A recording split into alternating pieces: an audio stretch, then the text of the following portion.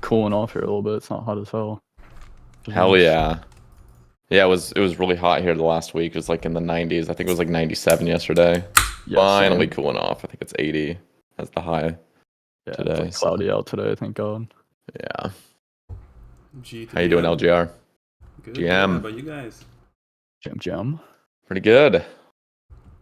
Excited. Oh, I'm ready. Let's do it. Hell yeah. Hell yeah. Okay, so I'll just go over a few things with you guys before we get it rolling. So, as you know, you guys have both been on it before. If we ever need to take a break with these trio casts, we all take the break at once. So if any of us need to pee, we'll all just take the break. And just let me know if you ever need to. I don't want you guys holding your piss at all. So just literally let me know. And let me think. Do you guys have hard stops for the cast? Or are you guys pretty good today? No, I'm good. I might have to dip in like 2.5 hours, but I'm not sure. Okay, we could. That's probably around the range we'll be aiming for anyway. Yeah, I figured it would be 2.5. fine. Yeah, cool. Let me think. Anything like off limits? I know the Callisto stuff. We do not need to touch on any of that. Yep. LGR and I and JT, we went to fucking town on that discussion. It got boring. There's one thing I gotta add, and that's as of today. There's like a new meta for the Moon Key, and the entire like elitist people in the clan don't want me to saw talk about Tomas raging about it. Yeah, so I'm gonna talk about the Moon Helm, but I'm just not gonna. It's basically you 2-tick skilling in PvP world. So it's raggable by like rod freaks. If rod finds out, they're for sure ragging them. So I won't talk about that specifically. You got so many. That's true because it's just PvP worlds. There's only a few of those. Yeah, that's the aren't there plenty of fishing spots though? I mean, would Rot really go out of their way to? Oh, 100% they would. For Jesus Christ. One guy in question they hate, so I'm sure they would. I was talking about 1 through 8 wave resets and claiming after 8, saying that's actually probably in par with Moxie, which is one of the better methods too. It's that better, sounds awful but it too. varies. We can talk about that later. I already did all the calcs. I literally released a video like 2 hours ago. Yeah, I actually watched it. Nice. I didn't watch it yet. I saw you released it. I was editing it and I was putting the 2-tick, and then the people in the CC was like, "What the fuck are you doing? Take that off." And I was like, "Bro, okay." Cool. So nothing else though, like off limits, just pretty much the Callisto stuff, and pretty much. We'll probably just cover the topics we've had listed, but again, it's a conversation, so just feel free to jump in with anything that's not listed if you feel like you wanna. It's totally cool. And I guess if we want to do in real life, that'll be at the end of the cast usually, or.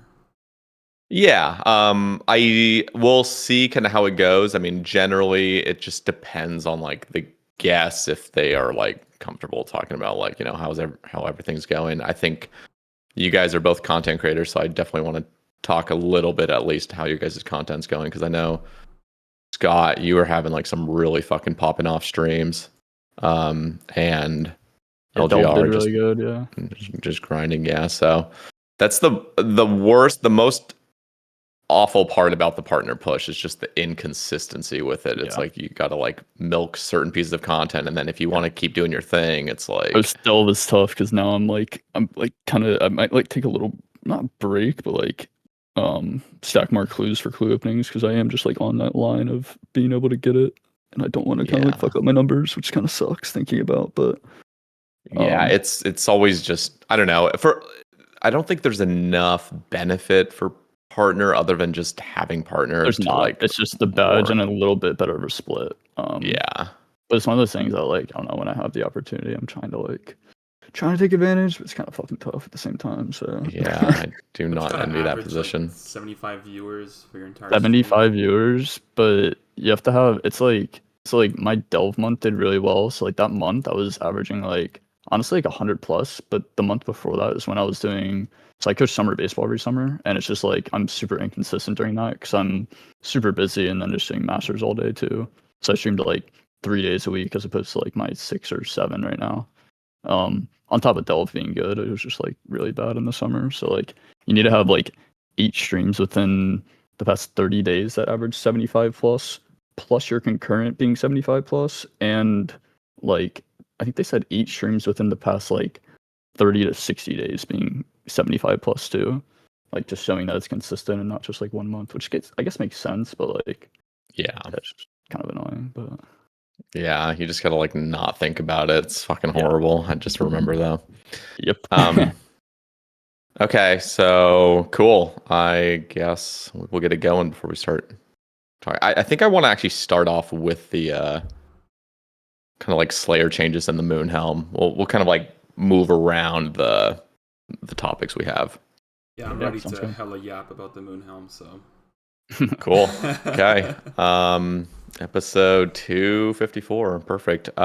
Do you want me to just call you LGR? I feel like in the thumbnail this time, I don't know if you prefer me just typing LGR or you'd still want the full Lone Gym Rat. It's up to you, honestly, man. I don't mind. I feel like Okay. Lone Gym Rat would be better, but if you want to try Okay, LGR, I'll do go that. for it. Why not? We'll see what happens. We'll see what fits. Usually when there's two names, I'm like trying to fit it in one line, but it really doesn't matter. So I'll see what looks better. Cool. Okay. Let me just make sure. I was just briefly recording, so I'm gonna listen to this back and just make sure the audio levels are good. Do a fan Should on the be. background. Make sure you can't hear that. I don't think Yeah, I you can't. can, but I Not here, cannot. so you're good. I cannot. Yeah. Alright.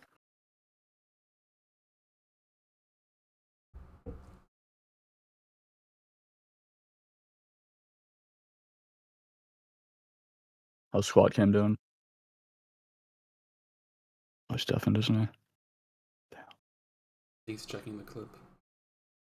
Yeah. Dude, I was looking at my Moxie loot tracker because that's one of the bosses I've been doing. And I have like, I think 3 moon halves from that and like 3k KC. That was 1 in 750, I think, before today. So rip, dude. I know I had 4 in my bad, but yeah. Okay. It sounds great. Cool. All right. You guys ready? Yep, Yeah, go yeah. for it. All right. All right. Welcome to the Sae Bae Cast number 254 with LGR or Lone Gym Rat and Scott VC. Gentlemen, how we doing this morning or this afternoon, I should say? Doing well. Hell yeah. Okay, you guys have both been on the cast before. Scott, I believe in like a year and a half or 2.5 years. I honestly can't even remember. It's been a while, yeah. Like 2.5 years, I think. Holy, okay. And then LGR, you've been on twice. You were just on with JT earlier this year, and that was a beefer. I mean, we just went everywhere with that conversation. So That was a long one too, I remember. Yeah, no, it definitely was. So I'm really excited because I love the talk. I love the kind of like high level Iron Man talk. And you guys have been obviously in the, I don't even know. Like I'm trying to think. What are your guys' Iron Man rankings? I know like the overall ranking doesn't even matter, but like where do you guys fall? Yeah, with total level, just XP and everything. I'm 362 right now. Okay. 193 for overall XP. Okay. And then what do you guys know your collection log ranks? Like because now we have official collection log ranks. 862. I am Okay. 28. I lost top page a couple months ago. Oof, lost it for I was yeah, fighting real. for my life to maintain it and can compete with the others. At what point is top page for Iron Man gonna be clue locked? Like how much longer until that's the case? In like a couple more years, you think? Well, right now there's only one guy, which is Jai, which we're not saying his name properly, by the way. And I'm not even gonna try to say it because every time I still say it that way. Me too. Yeah. It's like trying to say He-Box's name properly. You're just gonna be like, who are you talking about? Yeah. But technically, he's no longer clue locked because of the Moonhound, but we'll talk about that later. But I don't foresee it happening for Iron Man, at least not for a long time. For mains, that could happen sooner though. I think there's like 5 or 6 guys that are clue locked right now for mains. Okay. That is crazy. Let's you know what? Let's actually jump into that right now. I want to talk about some of the Slayer changes that have dropped, but first, I just this morning saw you upload a ramble talking about the Moonhelm changes and everything. So I want to hear a little bit about what's going on. It sounds like there's a little bit of maybe potential danger, discovering a meta to get some loop halves. If you're comfortable talking about all that, I would love to hear it. But yeah, Lone Gym Rat, let's get started with what is going on with the Moonhelm now that it's officially added to the collection log. Okay, well, there's a lot to unpack here, and I'm probably gonna be yapping for a while, so I'm sorry in advance, Scott. Oh, you're good. You're good. And It's all good. yeah, so firstly, Jagex released a blog, like I think it was a few months ago, where they were saying that the PVM, which is the teeth half, would be 1 in 250 from Blue Dragons. And I remember all the cloggers were like, "Oh my god, that's crazy! You can kill like 350 Blue Dragons with a lance. That's 1.5 keys an hour. Oh my god, this can be so cool." And then they released it, and it turns out, oh no, that was Brutal Blue Dragons. Oh, okay, I see. So that kind of shifted all the calculations that we predicted from that blog a few months ago. So currently, if I open up my sheet, which I closed for some reason, but the best way to get PVM keys seem to be from Huey. So this is kind of like a like a Fantasyland where you do 20-man efficient Hueys and you get 45 kills an hour, so you get 0.6 keys per hour. Now, I don't necessarily think this is going to be possible because no one wants to do Huey efficiently for thousands of hours. So the other best thing is just doing Doom, where you do wave 1 and 2 and you reset, and you can get almost 0.6 keys an hour doing that, which isn't necessarily amazing. It's still almost 800, 900 hours to get the rate of the Moonhelm. And then everything else doesn't really come close to comparison. A Moxie Owl is 0.5 keys an hour, and Doom 1 to 8 is slightly slower, but you get more money. But that's for the PVM keys, and honestly, most of us in the collectional community are just kind of putting that aside, and we're focusing on the skilling keys.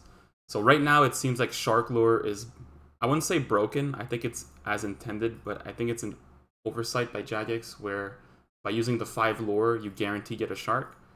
And the key piece rate is a 1 in 500. So with the shark lure, if you AFK it and fish, you can get 800 sharks an hour. So that's like over 1 key per hour easily. So a lot of the cloggers I know right now are just AFKing sharks because they're trying to take advantage of this in case it ever gets nerfed, which I hope it doesn't. What exactly would is it just the fact that shark lure is a thing that would get nerfed? I'm confused about what you're saying about the 5. Well, if you know how they release from the diabolical worms from Yama for fishing anglers faster? Yeah. Well, they released the equivalent for sharks, and so you can fish sharks very fast, but since there's no anglers on Varlamore, you can't use the diabolical worms, but you can use the shark lure on Valamore to fish sharks super fast. And the rate is calculated based on you just fishing normally, which is really bad if you don't use shark lure. It's like super horrendous. But with shark lure, it's actually very competitive. But I'm curious what's going to happen with the shark lure price. Right now, the price is just been like skyrocketing. It doubled in price since the start of this week, which is really funny. I guess now, would you want that to be nerfed? Because that feels pretty balanced in my opinion. If as long as it's not like too overpowered compared to like the other skilling methods. It doesn't seem like it is though. Is that the case? I think it's good because Shark Lure is dropped for multiple bosses, and if those go up in value because of cloggers purchasing them for collection log, well, I guess the noobs that are PVMing and get Shark Lure are going to make more money out of that drop, as opposed to if they're worthless. So I think it's cool. The only downside as Iron Man, we can't really abuse that. You don't get nearly enough to sustain, which is sad. Where'd you get it outside of Zora and Delve? Like 4 I was Konar keys. The yeah, mobility keys. There's a few. I didn't know that. Let me look it up actually, because I think I got it at somewhere else as well. But it's really bad. Like I did some math because someone was asking me like, what's the expected shark lure if you green log everything as an iron? If you do 10,000 Zora, you get 25,000 shark lure, which is only 5,000 sharks. That's 10 keys. So okay. So sorry, is that what you were saying about the 5x or something like that? You're saying you use 5 lures to guarantee fish a shark every fishing action, essentially. Oh, wait, why is that the case? Why would it not be 1-to-1? Well, you can use 1, but then you fish them slower. Interesting. Okay, now I'm seeing this right here on the wiki. It says shark lures can be used at 1, 3, or 5 at a time for further improved rates. But one we is tested it out yet because we're not sure if it scales linearly, where like regardless of what you use, you still get the same amount, or if it scales like exponentially, where it's more efficient to use 5, or maybe logarithmically, where it's like the more efficient to use 1. So we haven't tested that yet. The wiki doesn't have that information either. It's too soon for us to tell. We started calculating this today. Interesting. Okay, yeah. So Zulrah, Phantom Muspa, Vorkath, Doom, Grotesque Guardians, Drake, Thermi, and then the 2 chests, Brimstone and Laren's.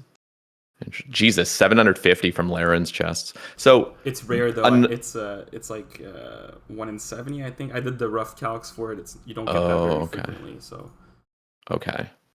Now, I'm always thinking to myself, is there even a real need to be well, here, let me ask it this way.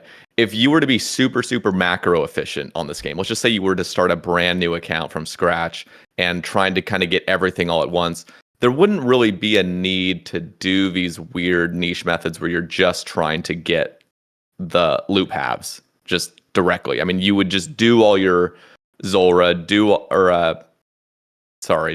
all your Zulrah, do all your like, I'm trying to think, what would you just do all your skilling basically in Varlamore? Like, is that how you macro efficient do your skilling now? If you were an efficient clogger from like Tutorial Island onward, like, is that how you do it? So you'd want to do all your basic skilling there?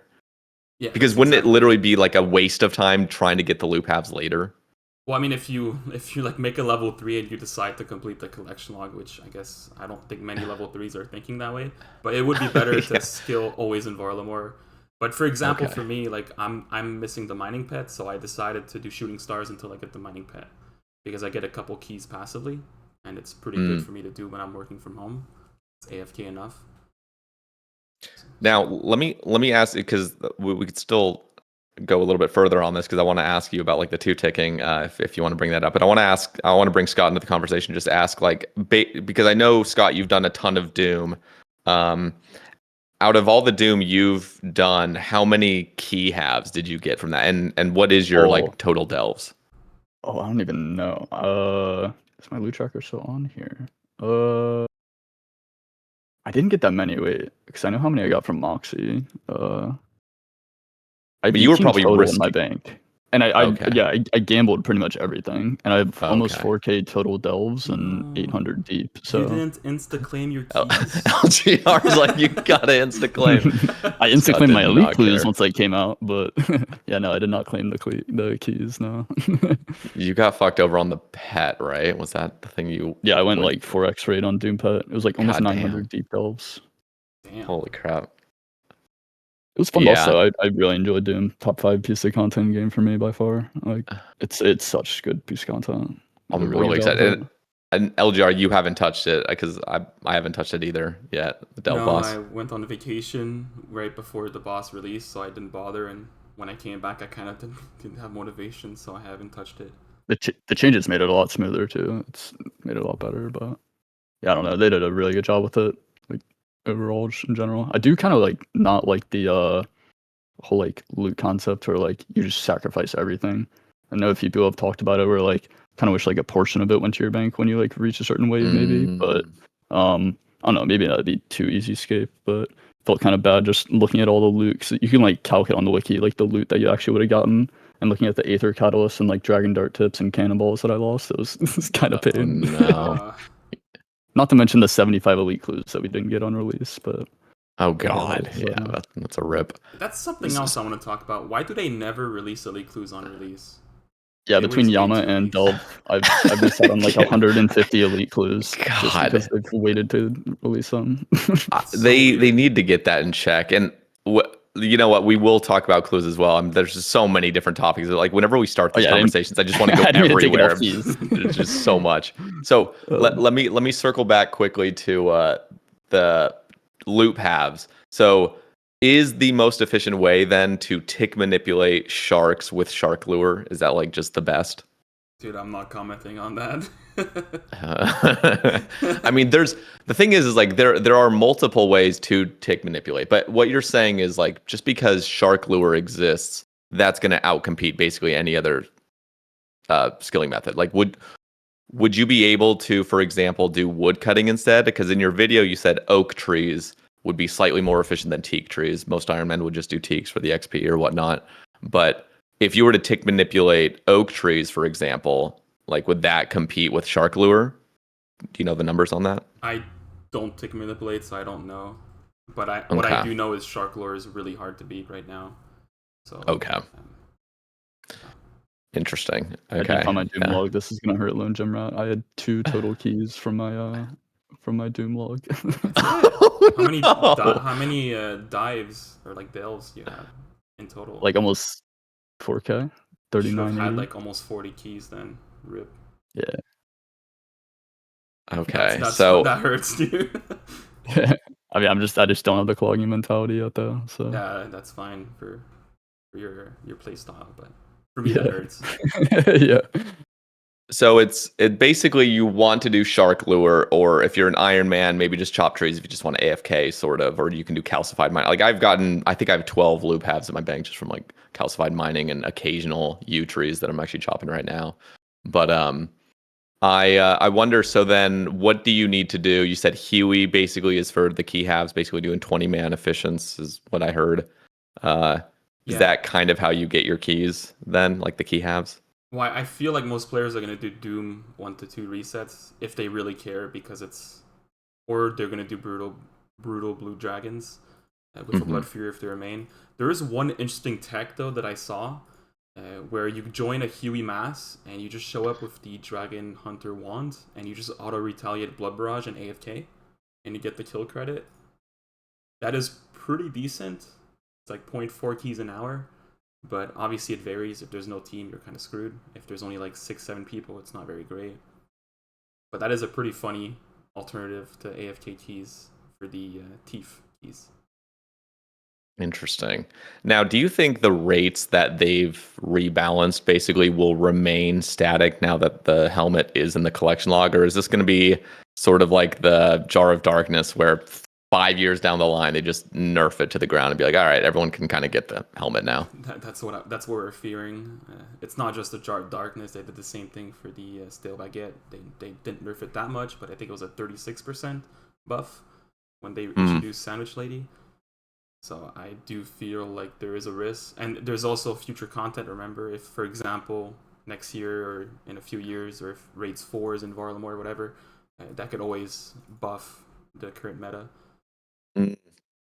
That's true. So you never know. That's the risk you take as a clogger, as a skiller, or even as a pet hunter for certain things. Interesting.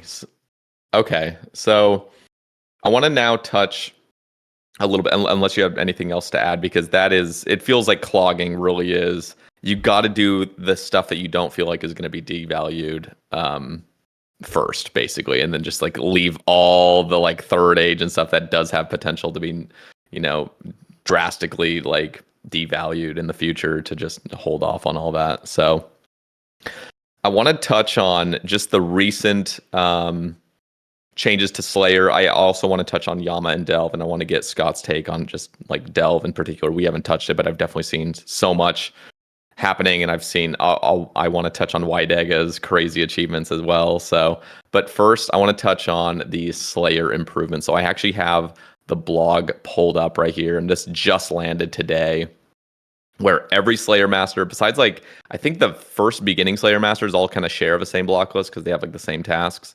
But beyond that, every Slayer Master has a different block list, which means Wilderness Slayer can be done kind of separately, and you can sort of just alternate. Like if you're sick and tired of the Wilderness, you can PK it a lot, you can just switch it, and you don't have to do an entire block list reset where you lose a bunch of points and have to redo your block list. And now you can actually directly change your block list without actually having gotten the task you want to block, which is pretty fucking cool.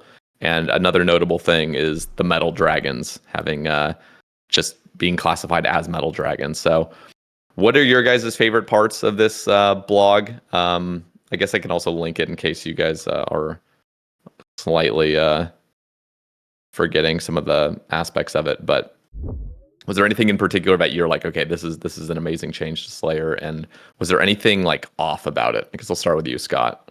Well, personally, I've been a huge Turiel skipping fan ever since like 87 Slayer. I'm pretty sure I've Turiel skipped. Ever since I was going for my Trident, I lost my attach streak, and I just like accepted that I'd Turiel skip ever since then. Like I think the only time I've had attach streak is the point boost, to like get points back to like change my block list or something. But yeah, no, I'm such a big fan of never having to do some of those tutorial tasks again. I think it's one of the best changes that's happened to Slayer quality of life in such a long time. I mean, I just think people didn't like tutorial skipping in general with the like Inferno skipping, people that were going for Zuck tasks and stuff. And I think it just makes it better in general for everybody that wants to do Slayer. I think tutorial skipping is just more ideal too. At least for me, my play style, but yeah, I feel like anybody that takes the game more seriously is basically always tutorial skipping. It just feels like if you're not doing feels that way, yeah. Yeah. And I feel like I think I used to kind of have a problem with it. I've never really tutorial skipped, but these days I just feel like no matter what you do in this game, there's always going to be a meta. And if it's not fun, you can kind of be like, this is annoying or something. But I feel like most people actually don't mind tutorial skip. Like they actually find it more enjoyable. And I think people in this game, like efficient people in this game, find things that are the most efficient to be the most enjoyable. It just kind of goes hand in hand. Well, I guess I don't play like super efficient in some people's mind. Like my sole goal in this like for my account is just pet hunting. So like doing like blood belt tasks or like Konar Slayer right now just like doesn't really interest me. So I guess that's where like I guess I'm like different from Lone Jim Rat in a way where like he's like more clog focused and I'm just straight up pets. Like anything that has a pet, I'm going for it pretty much. Okay, let's hear your take, LGR, on the Slayer stuff. Firstly, I'm a big fan of this change. I love quality of life updates. I think Jagex should do them frequently. Look at old content and fix it up, like they did for this, for example, for Slayer changes or for MTA, for instance, or even Guards of the Rift. There's a bunch of different quality of life updates that released since. For me, the biggest thing is the Metal Dragon task. I actually grinded Rune Dragons off tasks just so I can bang it out to get the metal lump. And now I can do all my tasks on Addy Dragons because Addy Dragons are horrible. If you've ever done them, you know. Yep. So that's the biggest thing for me. It also shifted a lot for Konar Slayer. So now it confirmed there's a guy in our clan called Dodko who does the Slayer sheet for Konar. And he confirmed now officially it's better to always tutorial skip for Konar Slayer, which is kind of cool. I prefer doing it that way instead of doing some tasks that are really bad or not pleasant to do. So, yeah, W update for me. I'm very excited to go back to Slayer. I've been waiting for a long time before going to Slayer for this. Now, I've been like putting it off for a while. Yeah. Here's a question though regarding the Metal Dragons. I want to get both of your takes on this. I have always been somebody that's like, can we just have noted bars from these Metal Dragons? Like why are we going to the catacombs killing 40 steel dragons or whatever and all those steel bars just sit there? Like nobody's picking up an unnoted steel bar to bank that. And I'm just thinking at least on task, maybe it could be an unlock even, but at least on task allow all Metal Dragons to have noted bars. Is there any actual issue with that you guys see? I remember you talking about that because at least personally, like I don't like I mean, there's like certain like endgame PVM that you get cannonballs from, but outside of that, you don't get steel bars from like anything. Like just keys, basically. Like brimstone keys and Larynx keys, yeah. But if you don't do those, then you don't get any really. And cannonballs are so nice. And like, I guess blast furnace isn't the worst, but it would be nice to get like passive ones, especially like rewarding you for doing Metal Dragon tasks, which people normally don't do. In a way, rewarding, but yeah. You do get noted bars from Brimhaven dragons if you're on task, I believe, from the diary. Or am I misremembering that? Brimhaven, you do get noted bars as long as I'm trying to think. I don't even think you need to be on task. I think it's just in that Brimhaven dungeon you get noted bars after like the elite diary, which why do you have to get 86 rune crafting before you can start getting noted iron and steel bars? Just like holy crap, dude. The thing is like, and the only partial sort of argument I had against it was like, oh well, that's going to be OP at Rune Dragons. No, it's not. It's not going to be OP at. If you get a in the trips, you have space. That doesn't really matter too much.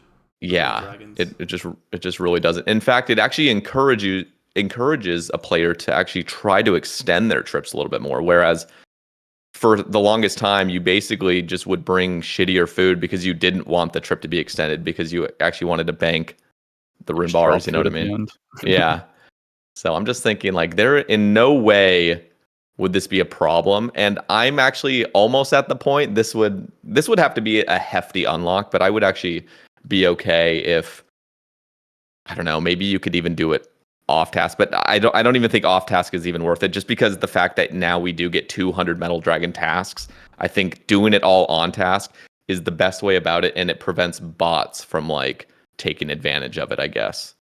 So anyway, on task, I am just all about can we just get noted bars when you're doing a Metal Dragon task on task? And I'm Like, also a just- fan of just like collecting stuff. So for me, I would definitely be happy if I can collect it noted. Because any Yep, task same. besides for rune dragons, I don't collect the bars. Mm, Can't be asked looting addy bars or anything below. yeah, Yep, I know most the of them are. Addy bars are just silly. Like you get 2 unnoted Addy bars. Like what is going on, dude?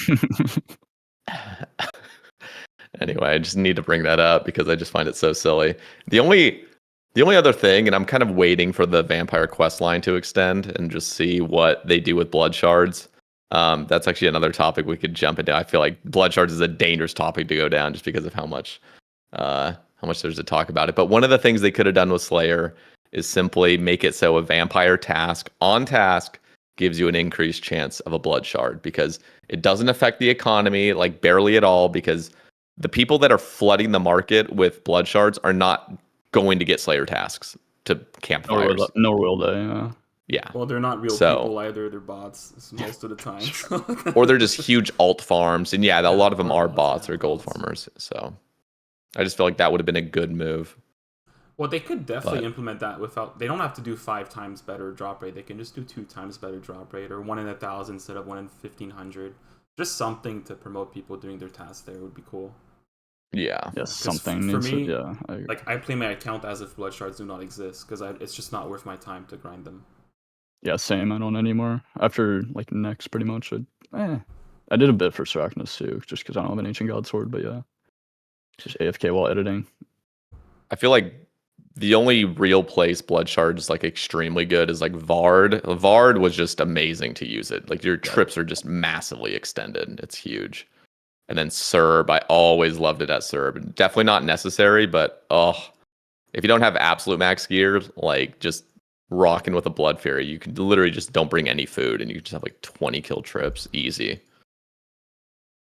So Yeah, it's I also always love really good that. for Coliseum if you want a melee, for example. It's more fun, but I'm not one to That's talk right. about that. Yeah, I bring it as a switch at Kalo, but I don't main it at Kalo. So, yeah, well, I think Jagex is doing a great job with quality of life, though, overall, especially with like how much they wouldn't really need to be focusing on quality of life. I feel like just the player count is so high right now, which, by the way, we do need to talk about the botting situation. I know you guys probably saw the solo mission video, right? Oh, Of I did.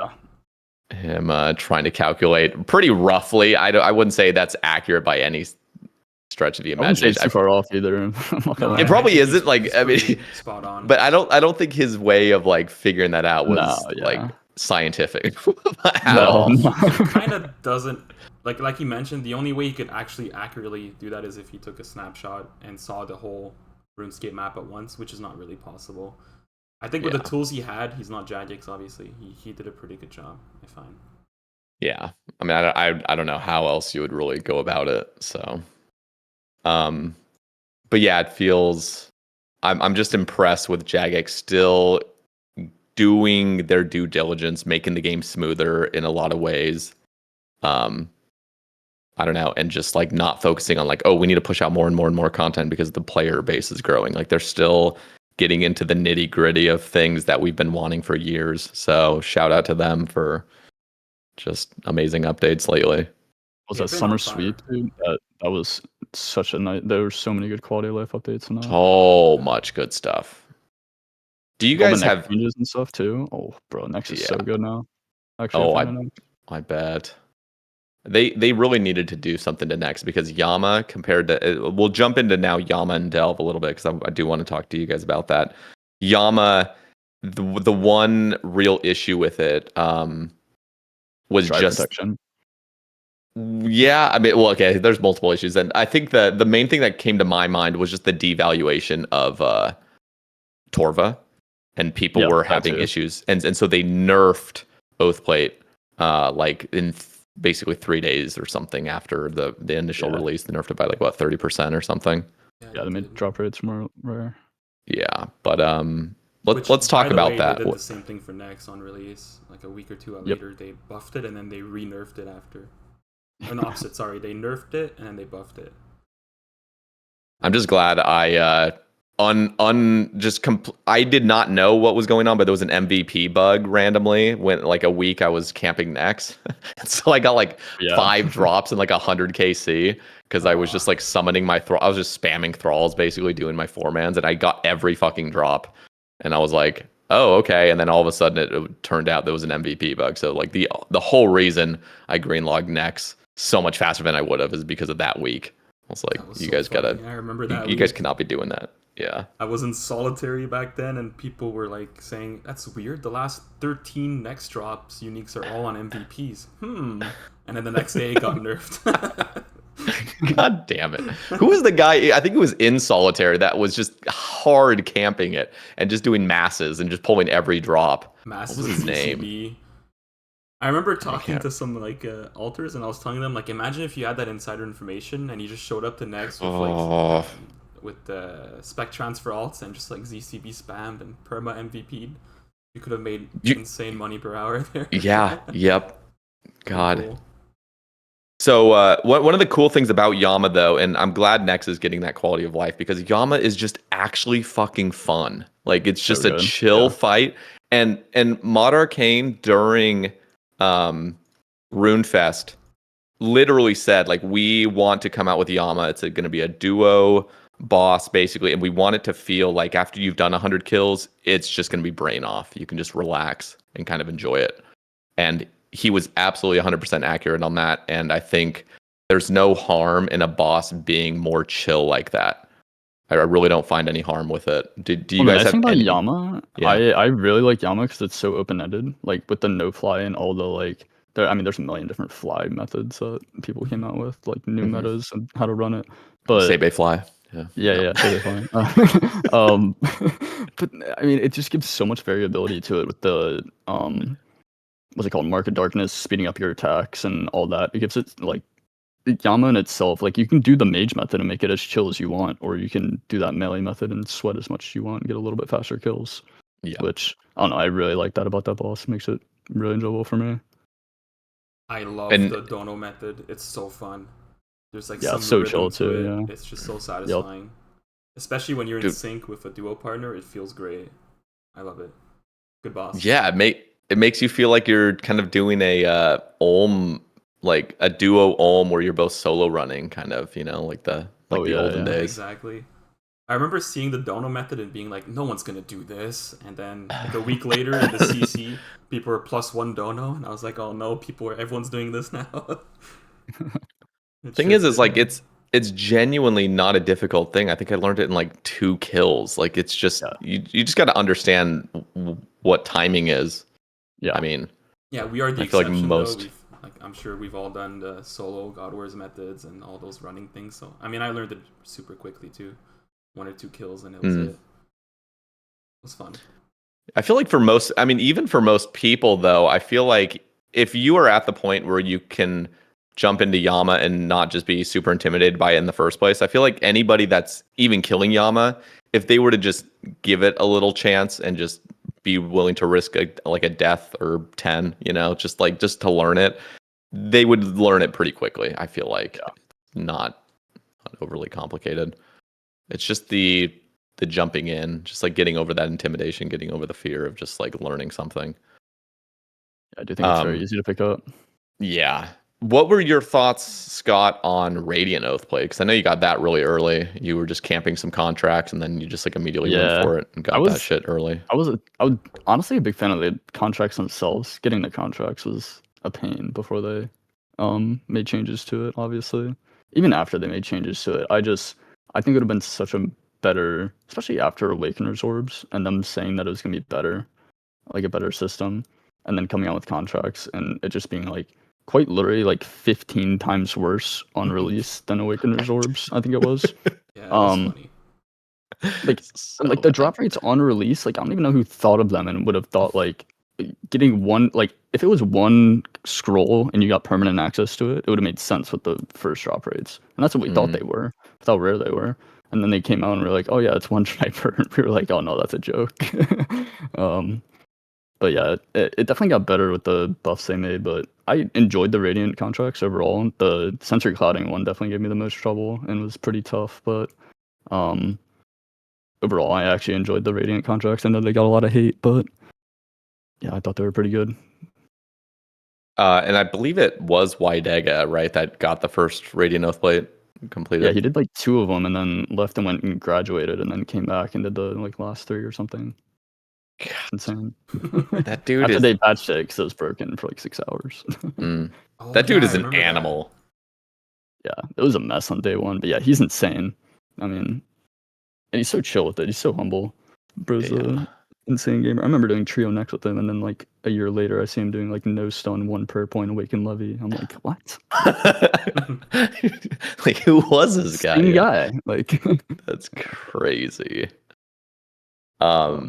I do actually want to touch a little bit on the Wydega thing. So he got the world record delve. He was the first person to do 100. He got like 108 or something. He already had the world record before that, which is like 60 something, I think. Yeah. And then he jumped to like a 108 and then just went to like 181 or something. And then I think Jakku beat it by Jakku, 1. yeah. I thought that was a meme at first. I thought because he's, you know how his voice is like so chill, Wydega? He's just like, I thought he was actually trolling about the idea that like Jakku like beat him just by 1. I was like, this guy's joking, right? And then I I actually think they went saw back his and stream. forth like 2 times, like beating each other by 1. At one point, and then yeah, Wide like beat it by like 40 the next time, like 221 or something. 221. It was so funny, Like- like seeing the inventory setup when he walked in. And it was a full inventory of divines. Someone posted on Yeah. Discord, and I was like, surely that's troll, right? And then I see the stream, and he's on wave 100, half the divines still remaining, and he's has 2 sips of restore. I'm like, what the heck is this? Yeah. You know what? actually You know what I'm different prepared level. to see, because you know, like he's basically at the point now where he just 6 hours and just it's kind of a matter of RNG, sort of, and just going as fast as humanly possible, not losing ticks to like beat that. I'm now waiting for a run by his, and I'm sure he'll do this. He'll do a run without an ancient god sword and without like a fucking like Eldritch or any like prayer restoration or HP, and he'll see how far he can get, because that would be insane to see how far you could get without that, or at least do the no prayer heal. I think ancient god sword might be necessary. I think he just by needs clicking ancient on god acid. sword because of the acid. Yeah, Yeah. acid's just too much. But if he can't heal prayer, I mean, that dude's an animal with prayer flicking anyway. Yeah. I'm pretty sure he'll do some crazy feat where there's no prayer restoration. Dude, my question to That him would be is, pretty how interesting. does he have healthy wrists? That's what I want to know. Maybe looks how like do a you bunch know of, he like, has wrist healthy exercises. wrists? Like, what the hell, man? That bro's Dude. insane though. The crazy thing is, I remember Bodhi, like week of release or something, he was like, oh my god, like he had a video of him getting to like wave 20 or something. Like, holy shit. Like, Dude, I posted this is- myself getting to wave 20, and then I felt like embarrassed like a week later why I got to like 121. I should have deleted it, and I was like, damn. No, never delete it, dude. That's like, I think it was week 1 of Toa. I think I published me doing an expert Toa, just 300. Oh yeah, the 300. Literally just, I had no fucking clue what I was doing, but like it had got so many views at first just because it's like expert, like holy shit. It's just so embarrassing looking back on, and like I still get comments to this fucking day of people like, dude, you are so bad at this game. I'm like, dude, I didn't know what I was doing. Like, what are you talking about? Expert rate. Bro, I posted my Bro. challenge and my regular Chambers solo GM time like 4 years ago on YouTube. And some guy commented this year, "What are you doing? You're supposed to bring an Elder Maul, and what didn't you?" And I'm like, "Dude, this video's 4 years old. What the hell are you talking about?" So Same bad. shit. I get that on guides and stuff. There's like a 5-year-old guide I've made, and somebody's like, "Dude, this isn't working anymore." I'm like, "Dude, it was like some blast mining." I was like, "Dude, the place has been fully reworked. Nothing about this is the same at all. Why are you commenting on this?" That's funny. Yeah. So what do you think is more fun then, Scott? Because I guess you're the only one that's done Delve so far. I'm pretty much there. I actually just got my second synapse a couple weeks ago, so I can probably start sending it. It sounds like all you really well, actually, I need to get Void as well. It sounds like, Really but need one synapse, to be honest. You only yeah, need Scorching Bow. I wasn't gonna delete my Arclight though and turn it Oh yeah, into it. true. So, and I probably need I think Darklight's better or something. That's what I've heard. It's just cheaper, yeah. Okay. Like cheaper death cost. Oh, I see. Okay, so what are your overall thoughts on like fun aspect of Delve versus Yama? What are the differences? What does like Yama do better? What does Delve do better? I think the prayer 8 prayer flicking mechanic with the double boulder is, if not one of the most like my favorite like mechanic in the game. Like when you do it completely correct, like satisfaction of it is one of the most satisfying mechanics in the game. It's kind of like the like perfect parry in a way, even though it's not like a perfect mechanic, but yeah, just doing it tick perfect and like getting all the like 6 prayer flicks right. Well, I don't know, something about it just feels very satisfying in a different way than Yama satisfying, because Yama is very enjoyable too. Both of them are like top 5, top 7 bosses for me. Yeah, just both very enjoyable in a different way. Yeah.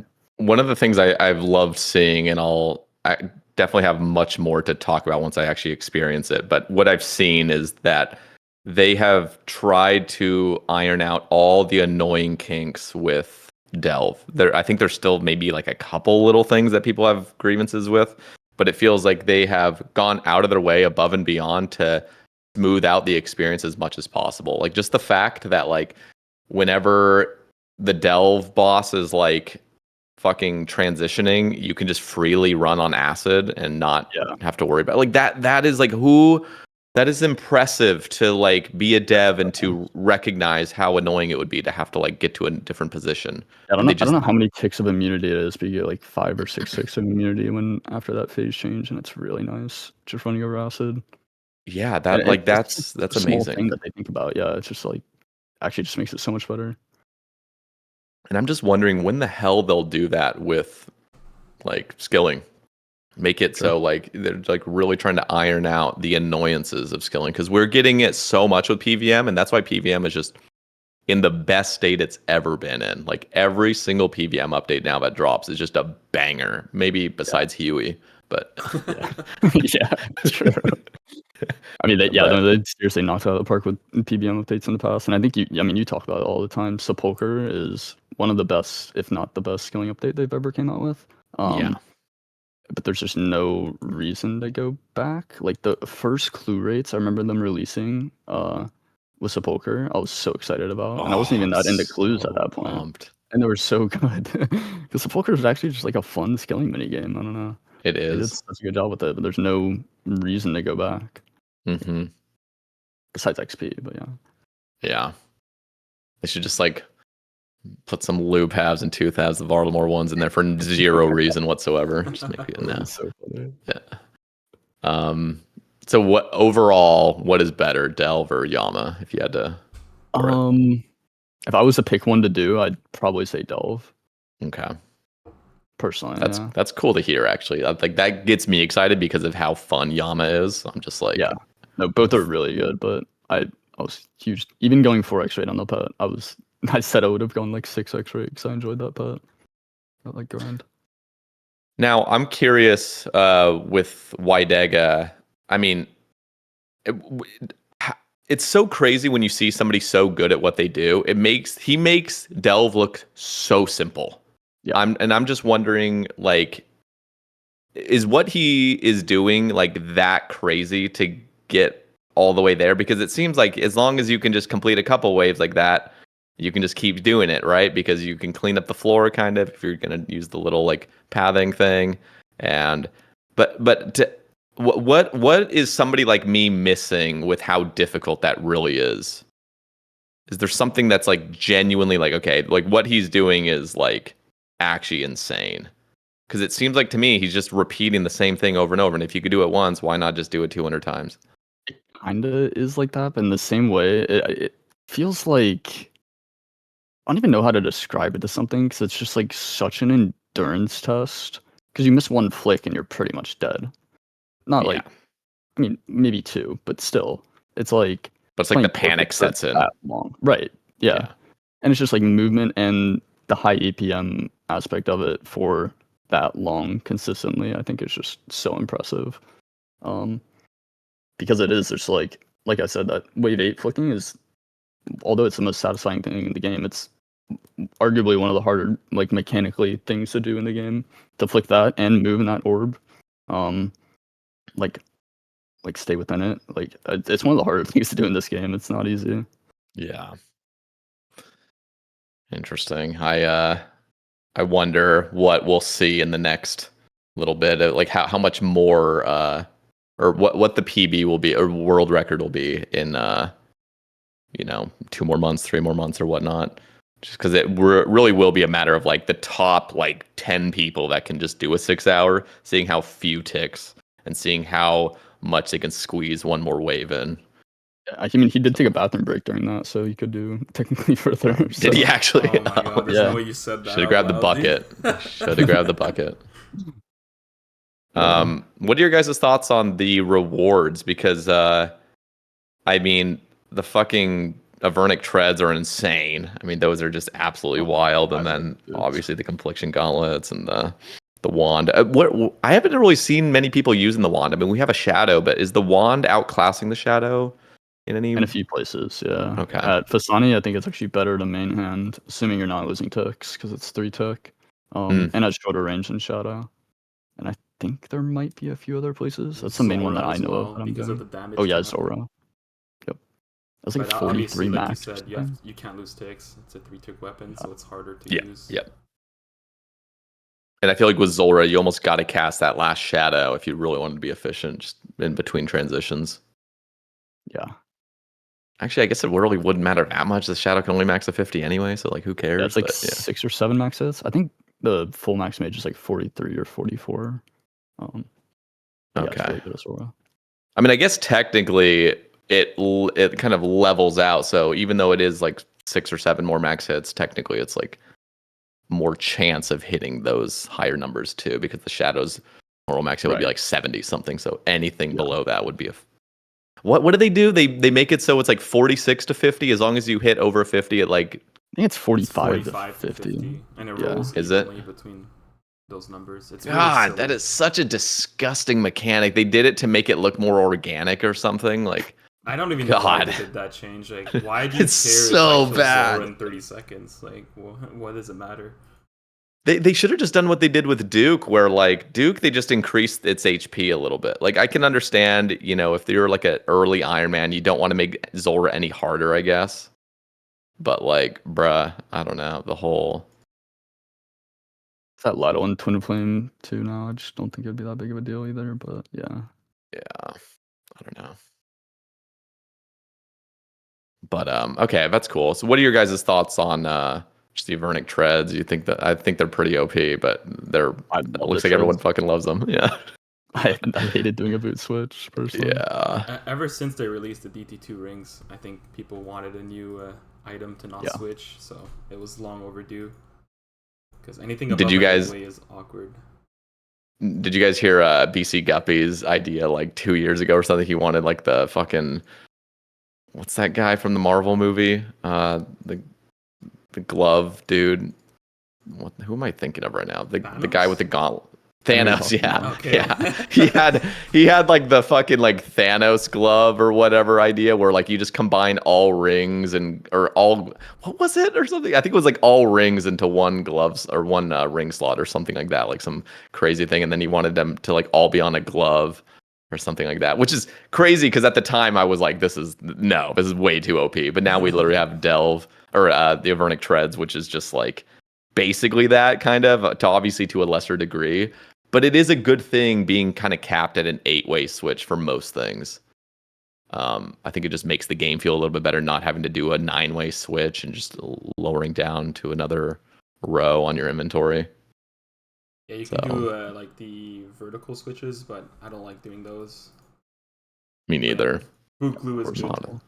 I'm excited to get them one day. What are they going to do if they ever try to come out with another boot? Do you think we're going to kind of detach from what we have right now and go back to a melee only, range only, mage only, or are they going to kind of lean into, okay, boots are always going to be at least best in slot. We're always going to try to keep them one slot. Like, what do you guys think is going to happen in the future? I hope they don't do the Terraria tech where they just keep adding boot glue on top of boot glue until you have like 7 boots in one.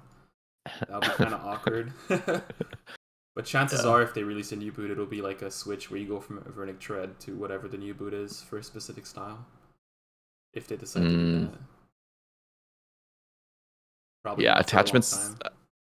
attachmentscape is such a difficult sort of thing to balance, especially as the game keeps getting older and older and older. It's like, okay, what are we doing now? Because if they ever want to come out with a new ranged armor, they really just have to detach from any form of God Wars or Raids 3. It feels like just like make something completely separate, but then it's like, who the hell is ever gonna go to God Wars again for Arma? You know, it just feels like the attachments mean something, but it just gets so complicated where you're just gluing glue on top of glue just to make something. It's like, Jesus.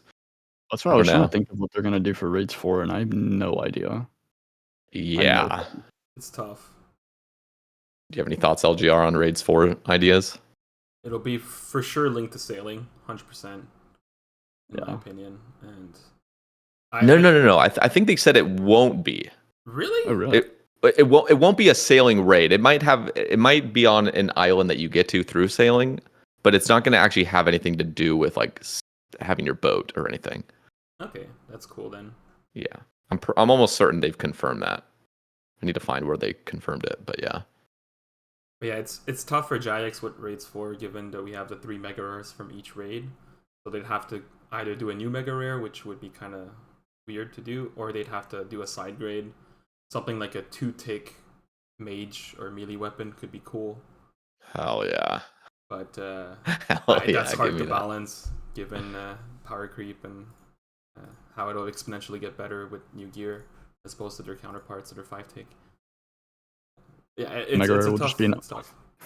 Mega Rare will just be an upgrade to give us old blowpipe back.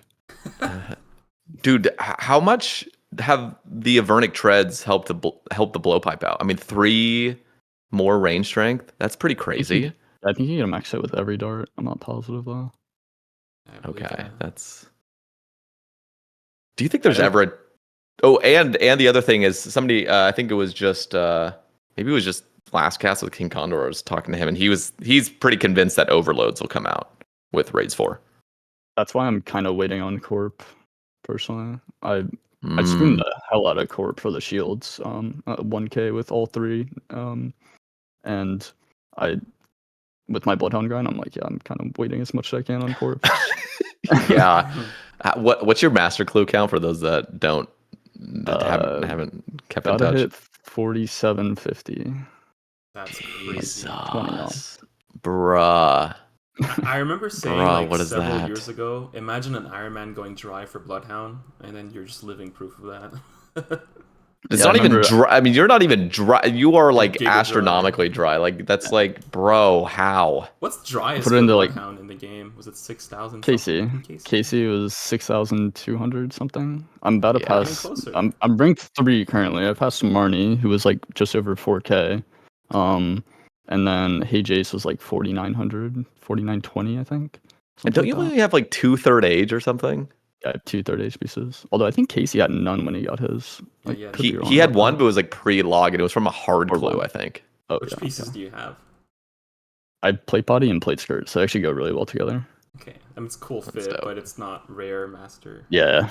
I know, he's both hard clue. Like, god damn it! Like you're sucks. getting the hard pieces. That is 15, nuts. 15 though. Anku rolls and missing Anku body as well. And I don't have either Dragon Kid either. You have finished Mummy? Finished Mummy, yeah. Okay, No that's dupes, kinda finished cool. Mummy. And then Anku's been rough. You said no dupes? Finished Mummy? Yeah, I finished it with no dupes, yeah. Oh my That's god. nice. Yeah. Don't you not even have 200 elites done? or did you? No, I have like 57. I can't even sack 5. Oh, that is wild. I can't even sack 5. I can only sack 4 at a time. That's Pet Hunter Yeah. vibes right there. Yeah. They came out with the update, and I was like, do I waste 93 pet rolls? I really don't want Oof. to. Well, it's not actually Yeah. 93 because you get like Yeah, 19 you back, get, like- but copium. Still like 50 that I'd be wasting or something. But Yeah, that's I'll do it eventually, but yeah. I mean, I did it without stackable for 4,200, so I can do the rest with 4 stackable instead of 5. It's kind of my theory. No, but Yeah, as a Pet Hunter, it makes sense for you to do your masters and not trade. I understand. The I mean, looking at it now, I'm so glad I did, because if I was doing elites this whole time, like, I'd be, I don't even know, like 2K masters, not even, if that. That's assuming 1K, I'd 'cause actually, 5K elites. yeah, You're that's really actually low. assuming I got all the mediums, hards, and easies, but I probably wouldn't have done that if I was just doing elites. So I think elites, I've always said this, but if they were to just improve the mimic rate of elites, like that alone would encourage just doing elites a little bit more. By the way, dude, what are your guys' thoughts on elite, like normal loot from elites? Like, they need to I don't do pump 'em. that up. Like it's just embarrassing to open Complete elites. It's so bad. It's But so bad. I don't think elites are like a clue tier that you do because you want money, or you're doing that for collection log. Otherwise, you're doing your masters. So I know, but it's just sad that like it doesn't need to be that way. I feel like just improving at least the mimic rate, going from, I think it's a 1 in 35 from elites. yeah, it is. If they were to just make it so it was 1 in 25, like that would already be like, okay, now I feel a little bit more justified doing these elites and getting those chances. Because with mimics, even if it's an elite mimic, you still get those chance of like master third age. Yeah. So I don't know. I mean, I wouldn't say no to that. That's free mimics for me over the life of my account, so that would be kind of cool. Yeah, it's rough though, just seeing how shitty elites are. I wonder if they'll ever, like, what are your guys' thoughts on on a clue expansion? Is that ever going to happen now? Because it just feels like you can't really fuck with people's collection logs. Like as soon as people have green logged something, like you really shouldn't be doing that to players. Do you think we're ever going to get a normal clue expansion?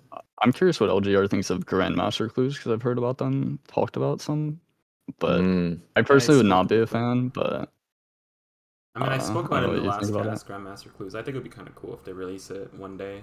I don't foresee it happening anytime soon, though. Yeah, I don't think it happened anytime soon either. And like, I don't know what they would do as loot. Like, do they add a bloodhound on that too? Do they add a new pet to piss God, people please off? Like, what's I can't do it what's the again. plan? Just waiting for a mimic transmog to the bloodhound. I do think they should have one. Yeah. And if anything, that should maybe have a pity rate for it, because I don't know. But Oh yeah, I totally agree. you get, like, How many mimics 43 have you minutes. done, Scott? 301 now. Holy, I'm ranked 2. Oh my god. yeah, the master's wait. paying off. 304, my bad. Both my third age pieces are from a mimic as well. I have 118. I'm ranked 16 for irons. But I never traded a single elite for masters, and I have a bloodhound. Sorry. Don't worry, I know. So what has stackable clues done for clues in general? Because if you're just specifically doing masters, is this like just super quality of life? The juggling back to the bank is huge. So for me, I probably like for every master, you could pretty much guarantee 4 minutes of juggling the clue back to the bank, assuming I was dropping them on the ground there and like getting a bunch at a time, which I usually was doing. Like, say I had 20 master or 20 elites to turn into masters. I pretty much would get all my elites to the crafting guild, and then before stackable, I would like go do all my hellhounds at like one time, and then like say I'd finish a trip, like I'd do like 20-minute trips with like Fenny Bow and Cannon and hellhounds, and then like every 20 minutes I'd bring one clue back, leave all the rest out there until I'm done getting them all. And then after I'm getting done all like my 20 hard clues, I would just like bank all my stuff, juggle all 20 back, and that'd take like 20 minutes probably. So I pretty much save 20 minutes every single time, like for every tier, because each run to easy, medium, hard is pretty much a minute to juggle out the clue for each one. Hand members, eclectics. Ooh, hand members must be so fucking chill now. Yeah, they're a lot better. Eclectics are so much better too. You just bring Huntsman's kit and you can get 5 and then leave. You have infinite jars with you. Yeah. So That's nice. crazy. Eclectics is it's not the worst part because obviously elites are the worst, but outside of elites, like eclectics are the worst part by far. Dude, meta is just so bad. They just need to fix Puro. That place is sticky as fuck. Awful. It's like just the Awful. worst. And there's so many bots. It's awful. We need a new medium ever. clue meta. I said it. I'm sorry. I said it. Yeah, no, we don't. It doesn't even need to be a new meta. Just have something, a few different methods just competing with it. Yeah. There is a new option now. You can cannon harpies for 15 mediums an hour, but cannonballs. So yeah, cannonballs that's too. the problem. No thanks. Better to use them on hards. But easy clues with the stackable clues has been great. I've been doing those on mobile now. Whenever I'm at the girlfriend's house, I just whip out my phone when we're watching TV shows and pickpocket hams and then solve the 5 clues. Oh yeah. I'd solve 20 per hour on mobile, which that would used to be like great for PC back in the day. When you were streaming. So it's kind of cool. And it's kind of nice because I used to have to like trap the ham. Well, not have to, but it would be nice to trap the ham. Way more efficient. In the like starting area. But now it's just like it doesn't even matter because I just get 5 and leave. So I just go wherever and trap it. But it's not really still do, but like I just can't be asked. I was surprised they didn't allow the rogue's outfit to double your clues. That was interesting. They were very clear on the post. Rogue's outfit will not work, and I was like, yeah. I was very upset. Copium, because that would be good for gnome pickpocketing. So mediums would add a new meta. That would have been so nice. Even though you had to drop a lot more, but it still would have been. I would have done it for sure. Oh, how does that work? Do you you would? Oh yeah. Well, I guess once you get 1 clue, you wouldn't need to. You just how does clue scroll box in your inventory and drop the others in the crafting guild? That way you don't have to worry about it. But gnomes don't force you to have to drop stuff. You can keep pickpocketing them, right? Isn't like any pickpocketing? You can just keep pickpocketing as long as your gold sack or whatever doesn't get full to like 140 or something. No, hams you have to like it won't let you pickpocket if your hand. But gnomes, I think it does work that way, if I'm not mistaken. What? Oh really? Because I remember people would have a full inventory and they wouldn't be able to roll clues. The clues would get deleted if you would pick up one. But that was before. But now that you have a stackable, it would just stack with it. I believe so. I haven't tested it because it's as long as you have 1 in your inventory. It's only 10 mediums an hour, so Pro doubles it by far. If it's 10, oh, it's so bad. Yeah, but you get good thieving XP if you care about XP. I mean, it's super AFK too. Like if you just wanted to get 5 and you just wanted to spam click trap a gnome really quick. I mean, not really quick. It would still take half an hour to get 5, but like. Yeah, there's a guy in the CC, an Iron Man, the green log mediums. He foot pedaled all his gnomes while working. So I guess you could do that, but I'm not buying a foot pedal. That sounds pain. Yeah, I'd rather not. I really do wish though that they would have doubled it. And I feel like, and I was saying this before, like if back when they were still kind of having that discussion about stackable clues, I was like, if they were to make it so the rogue's outfit worked, I would have loved to see the stackables stack up to 10. I was so shocked that they doubled down on the 5 max, and like didn't they even say that like we're sticking with this until the end of time basically? I personally think that will get moved at some point. Oh, 100% it will. I think at least 10, probably more at some point. That was I just can't see a world where it doesn't go more, like just with how the game is going. Especially if we get new clue metas, which maybe I'm coping, but I hope we do soon with how like election logging. I don't know. Coping. I think them being done with Varlamore, them being done with the big updates and like raids 4, like I don't know what else they're coming out with. Like maybe it is cope, but like I don't know. I just don't know what else they'd be working on. Like they've been working on a lot of collection log stuff. It gives me some sort of hope. The fact that they don't release clues on update releases like Yama and Delph, and they're super careful with the raids, just tells me that they're being super cautious with clue scrolls in this game. So unless you get a JMod that accidentally makes a mistake like they did for Seracnus or Shades of Morn, I don't see that happening, that we get anything better than what we have today. Now we will. We will surely. And I think I don't know how long. I'm an anti-coper now. I coped for too long. I can't. I'm just thinking like, well, one of the things I would love to see with clues is just some action, like an actual clue guild and an actual sort of system, sort of like the Slayer blocklist system of like, the more clues you do, you can have up to like 5 blocks, or you can actually just full on block steps that you fucking hate. Like, It'd I'd actually be never so want to see nice. the That's agility cool. pyramid ever again. It'd be so nice to see all the clue scorers at Watson's house doing clues. I'm not gonna lie. Yeah, They got that a would be clue so guild. dope. That'd be. I don't know. I think I'd love that. Like, it's kind of like that with the crafting guild, but I think it'd be like more so centered around the clue guild if that was a thing. It would be so cool, and they could really stretch out the rewards. Where I mean, literally, I mean, have block lists. I think block lists for the certain tiers like that alone would be so cool because it allows you to sort of customize, you know, what you want, like how you want to do clues. So it's not just always you have to do. Imagine Slayer to this day was you just have to do every task, like just basically like that would it would make it so it's less diverse in a way, even though it feels like you're making it more constricted by blocking things, and so it's not as like diverse or something. Like, you're actually adding diversity by adding the option to block certain steps, because then it makes you more efficient. You can change your loadout. So like, if you don't want a certain step that requires a teleport item in your inventory, you can like clear that, you know, and have a little bit more space to work with. And just everybody would have their different little setups.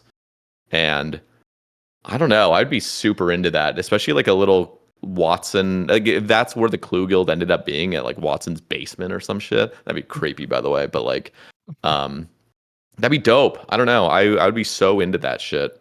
I'd also love it if the Ring of Wealth. When are we ever gonna get an updated rare drop table? By the way, I know it was kind of going all over the place right now, but I thought, weren't they gonna do something with that?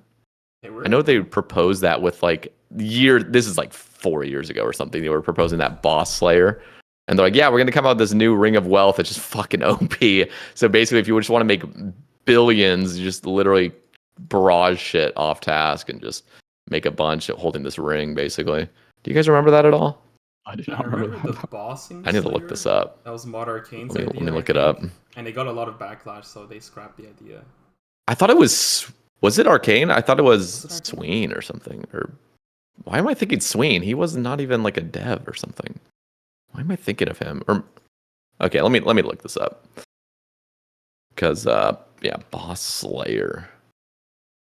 Yeah, What was that post Boss at? Slaying would be cool. I'm kind of sad they scrapped that. I remember when they announced it, I was super hyped. I was like, that's gonna be so cool for pet hunting and Slayer. It was OP, dude. Yeah, No, and it would not have been good for the game either, because you always have to remember you could literally not boss without getting a task. Like, you would be trolling to ever do anything that doesn't happen. They were trying to add Chambers of Zarek tasks. No, that's a little What? silly. Like, that would be silly for world record. You'd have to. yeah, I mean, it would just ruin everything. Or imagine like you do in the CC plus 2 CM tasks required. Like, bruh, it'd be so painful. Yeah, I'll try to find it, but okay, let's talk about the Iron Man all pets grind. Scott, you're specifically going for that. I actually wanted to ask earlier if you have plans of clogging afterward. Dude, yeah. Oh, let's go. Okay. Sorry. Should have muted. Especially with this Bloodhound grind, it has kind of. I mean, I'm missing 5 gilded pieces. That is one thing I have gotten very lucky on. My hard clue gilded luck is very good. I don't have any dupes of hard clue gilded, and I only need 4 more hard clue gilded plus VAMs to have every gilded item. Which is still a lot, but in retrospect, it's not that bad in all reality. So it's a nice little motivation to get started with it. It's a Okay. And how close are you hours wise to all pets? Because you have what? How many? 50? I have 48 right now, but Okay, I have a lot of the long ones left. I still have BA, I still have Corp, I still have obviously Bloodhound. I got Omelet this year, which was a big one. And then I still have 3 God Wars pets as well. So I definitely had some long ones still left, but I have Nightmare, I have all 3 raids pets now.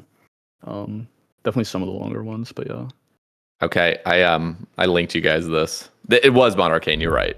For some reason, I was just thinking of somebody. July July 2020. This is Oh my 5 years God. ago. How? Jeez. This was fucking last summer. Well, it feels like my it was last God. year for me in my head. Wait, I do remember this. Oh, I do Yeah. remember So this. look at this. Look at this. I want to go down to the divine. This was, or wait, no, was it? Oh, lustrous. That was it. Lustrous gem ring. We have heard your complaints with the current rare drop table, and we have 2 gameplay focused solutions to that.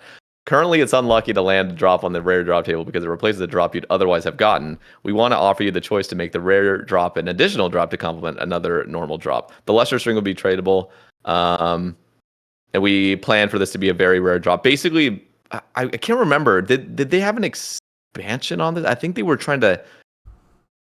Were they showing off what that loot would have been? I remember kind of thinking this was going to be like crazy, basically, like some crazy loot from it. But you have to get it in the first place. But I'm like, bro, like that's kind of dangerous. This vlog is insane.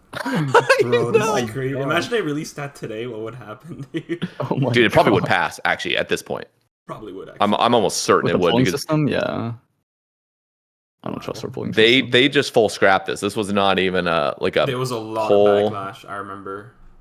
It was a this. ton of it. Yeah. They even talk about task storage, which we have today, which is kind of cool. Because wait, where does it say?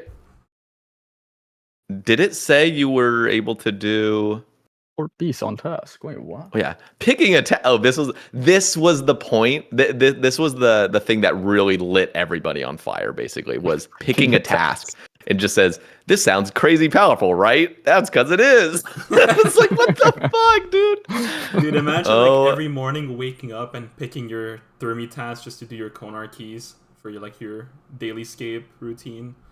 Yeah. That would be like, wow. The thing is like there are elements of this blog that go hard, but everything and I don't know. It's just trust me. I'm a lot more like in the space of like progressing the game into like a more fun state. But this you have to keep some version of integrity. You cannot just be like, oh, I just want to pick my tasks and just fucking do nightmare task and then do a corp task like right after and just like what the hell is going on? This was an interesting blog. Yeah. He cooked.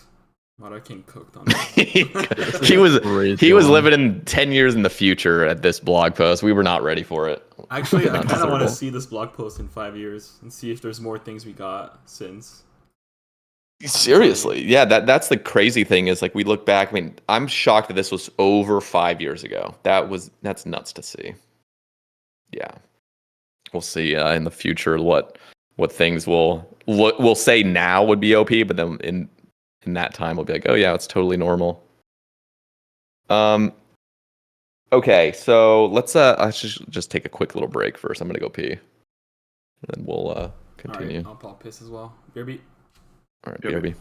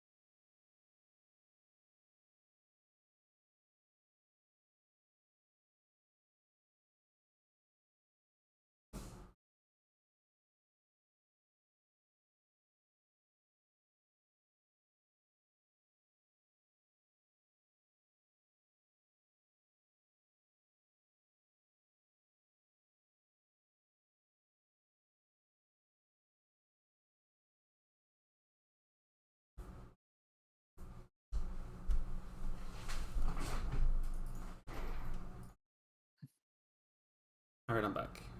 I am back as well.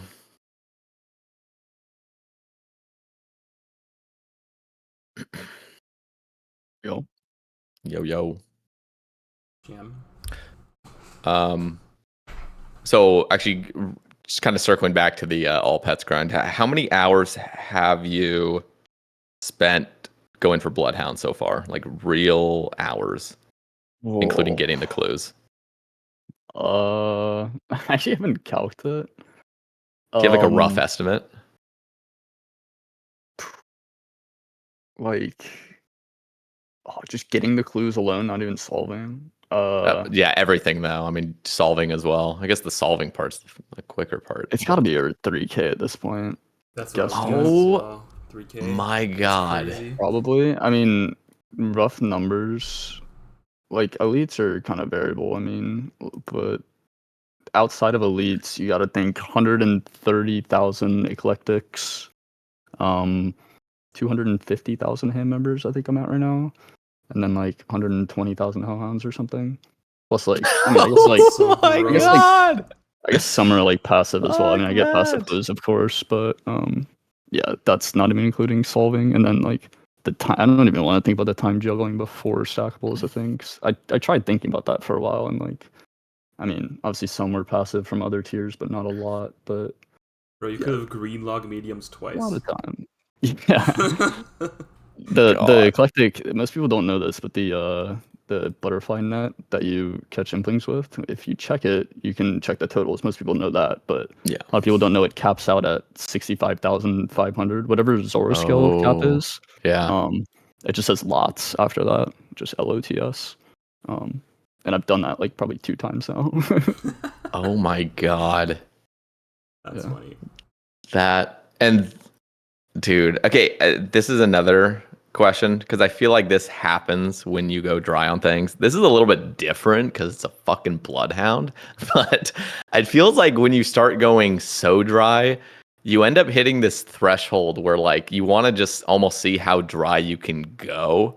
I'm Where kind it's of like, at that point where I am curious if I'm gonna pass Casey because at that point it'd be yeah, kind of cool. I mean, I'm not like cool, I guess, but I would just be like the driest in the game because right now I'm it's driest for irons, which like, oh, I'm rank one driest for irons, but like, I don't know. It's like everyone knows Casey as driest for Bloodhound ever. yep. I guess most people will know me after. Well, I guess like if you're an Iron Man, maybe, but like for going dry for Bloodhound after this, whenever I do get it. But yeah, if I do end up going drier than Casey, it's just gonna be. I mean, that's still another 1,500 clues, but at this point, That's it doesn't seem not too even crazy. unrealistic. Yeah, Yeah, that's not that crazy. which sucks to Oh say, man. but yeah, that is the harsh reality. But yeah, I don't know. It would be like publicity, I guess, aspect of it would be nice, but I don't know. I don't really. Just like the I'd rather be notoriety of over. knowing you were Yeah, always the driest for that. Yeah.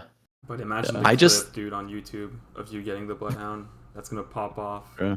You can Oh yeah. clickbait the hell out of that too. Oh yeah. Clickbait on that's pretty good. dude, how I mean, Casey was getting hella donos. You remember when he was doing like his streams and he was Oh, like, if your casket is the one with the bloodhound, like, you get a Tebow or something. Obviously, I'm it pretty was sure. I'm pretty sure. Correct me if I'm wrong, but he was just being given dragon imps, and then yeah, he was Well, giving it people the wasn't. loot It back. wasn't all of it though. He did do some lava dragons back then, Yeah. but he did yeah. get It a lot wasn't of all of it. donations. It was only when he had that opportunity, and I think I remember like Sherlockness just he would drop him like, oh, here's fucking 30,000 dragon implings. Here you go. Here's a Oh, little I mean, I'm donut. not Just like, definitely not taking anything at all away from Casey's grind. I'm oh just yeah, saying it's a not lot different than what I've been doing, like in every and aspect. there wasn't the juggle tech. I'm trying to think. I don't even think he did the triple tech, or it did wasn't a he? thing back then. I mean, No, it was It a wasn't thing. known that it's a much. thing, but yeah. Okay. Unless you knew the tech before everyone else, which I don't Yeah. believe so. That was but he was doing it the old fashioned way. He had to go to fucking Dragon's Eye. Just on a neck, honestly. God. I mean, they've made improvements to that at least. I just think oh, by the way, I guess Scott wouldn't know because he doesn't really do elites, but like they have a Proudshire step where you have to like scale that fucking Proudshire mountain next to Huey to do an elite clue. Anyway, you're just running around for like 2 minutes up there, just I heard it's spiraling like the around. But Dragon's Castle of yeah, or they old Dragon's Castle of that. oh yeah, they changed that. That was nice. But they actually added 2 shortcuts to it, so now it's actually not horrible. Oh, I haven't had the nice. step Nice. yet. Is it like significantly faster now, or? Oh yeah, significantly faster. And the worst part is you know how pathing works, where it only has like 25 points of like changing directions. I don't know if you ever watched that GE challenge video where he like went into depth about how pathing works. Like as soon as you've changed directions, either diagonally or just like an actual like full on like 90-degree angle change, you can only do 25 of those before your guy stops moving any further. So you can run super, super, super, super far as long as you don't have too many angle changes. But as soon as I believe the number is 25, you get capped. So if you've ever tried to run up like Eagle's Peak, it's the same sort of spiraling thing where you're just constantly zigzagging back and forth up at this thing that you would feel like you could normally just click the entrance of that Eagle's Peak, but your dude only paths like halfway up because you've made 25 diagonals by the time you're only halfway up. Anyway, so with Proudshire, you would optimally think you could just click at the very top of the thing and you just scale the whole thing, but no, you stop like a fourth of the way up, and then you got to do another fourth and another fourth and another. It's just like, oh my god, horrible. But yeah, they changed that luckily. I don't know if that made any sense. No, it made sense. I didn't know the 25 diagonal thing. I knew there was a limit because I remember that step I would click on the top and it would get me halfway. And that's good to know. Where is that GE so do you guys remember those GE challenge? Let me see if I can find it. I could just look at his channel because I think it was on his YouTube. He had some crazy. Is it like the 7-click red X something? Yes, it was that kind of stuff. Those were crazy. I remember watching those as a Billy Bob. Good days. Yep. This is the one. Here, let me just link it to you guys. But I think it was it his? Okay, it's because I think Port Khazard. I think it was him and Port Khazard that were making these kinds of things. But or maybe it was Port Khazard that figured it out. And then GE Challenge set up the challenge in the first place. But basically it was like you got to start somewhere and then using only 7 clicks like the get somewhere. Yeah, like the fewest amount, like basically he said who can figure out how to do this in the fewest amount of clicks. And I think Port Khazard beat it, but then GE Challenge showed the actual method, and yeah, it was like 7 was like bare minimum. Fucking just crazy challenges like that. Just like you got to be an absolute, I don't know, just autistic genius, just 150 IQ He's at least. He's always been that way too. I used to be with him in solitary in like 2019, 2020, and he posted like a new Kraken tech where you'd step back and then step forward and you'd save 1 tick, and it increases your kills per hour by 1. And I remember watching that going, oh my god, this guy's such a nerd. And now I'm him doing some cringe shit too. It's crazy. I just remember being in that Summit Discord and like they would just be they would just be figuring out the most random shit. I remember they were at like a cow pen. I don't know who was figuring this out, but they were like at a cow pen, and so they would have a guy that's pathing into the cow pen where it was the cow pen next to like when you're heading up north to Varrock, that last cow pen has 2 different doors, like 2 different gates that can be opened. And so what they did is they had a guy like run from the north down to the south into the cow pen while the southern gate was open. But what they would end up doing is have a player close that gate while he's already kind of pathing into there, and then open the north gate at the same time. So technically you were still able to get in there, but your dude is already on a set path. And so what it would happen is like the guy would like run to the south where the gate is closed and then fucking magically teleport inside. Like the fucking cow patch, like or not, it wasn't even a cow patch, it was a fucking, why am I saying cow patch? I think it was a cabbage patch. It was like right north of the cows. And yeah, it was like 2 different gates that could be opened, and as soon as you closed one, like this is the kind of shit they're thinking of. Like what would happen if you had 2 gates and one of them closes at the exact same time as the other one opens, and your guy's already pathing in, and yeah, you just fucking teleport. It's weird. Yeah, they're doing a science experiment to understand pathing back then. Yeah, this is crazy. This is cool. I mean, it paid off. He created so many God Wars techs, both Shadow, all that Red X stuff. So Yep. That stuff completely transformed God Wars Dungeon. In fact, I don't know how I feel. I mean, I do know how I used to feel about this. I don't know anymore, just because the game is just progressing so quickly. But I will say the Scorching Bow, I think, it's just too OP for Zammy.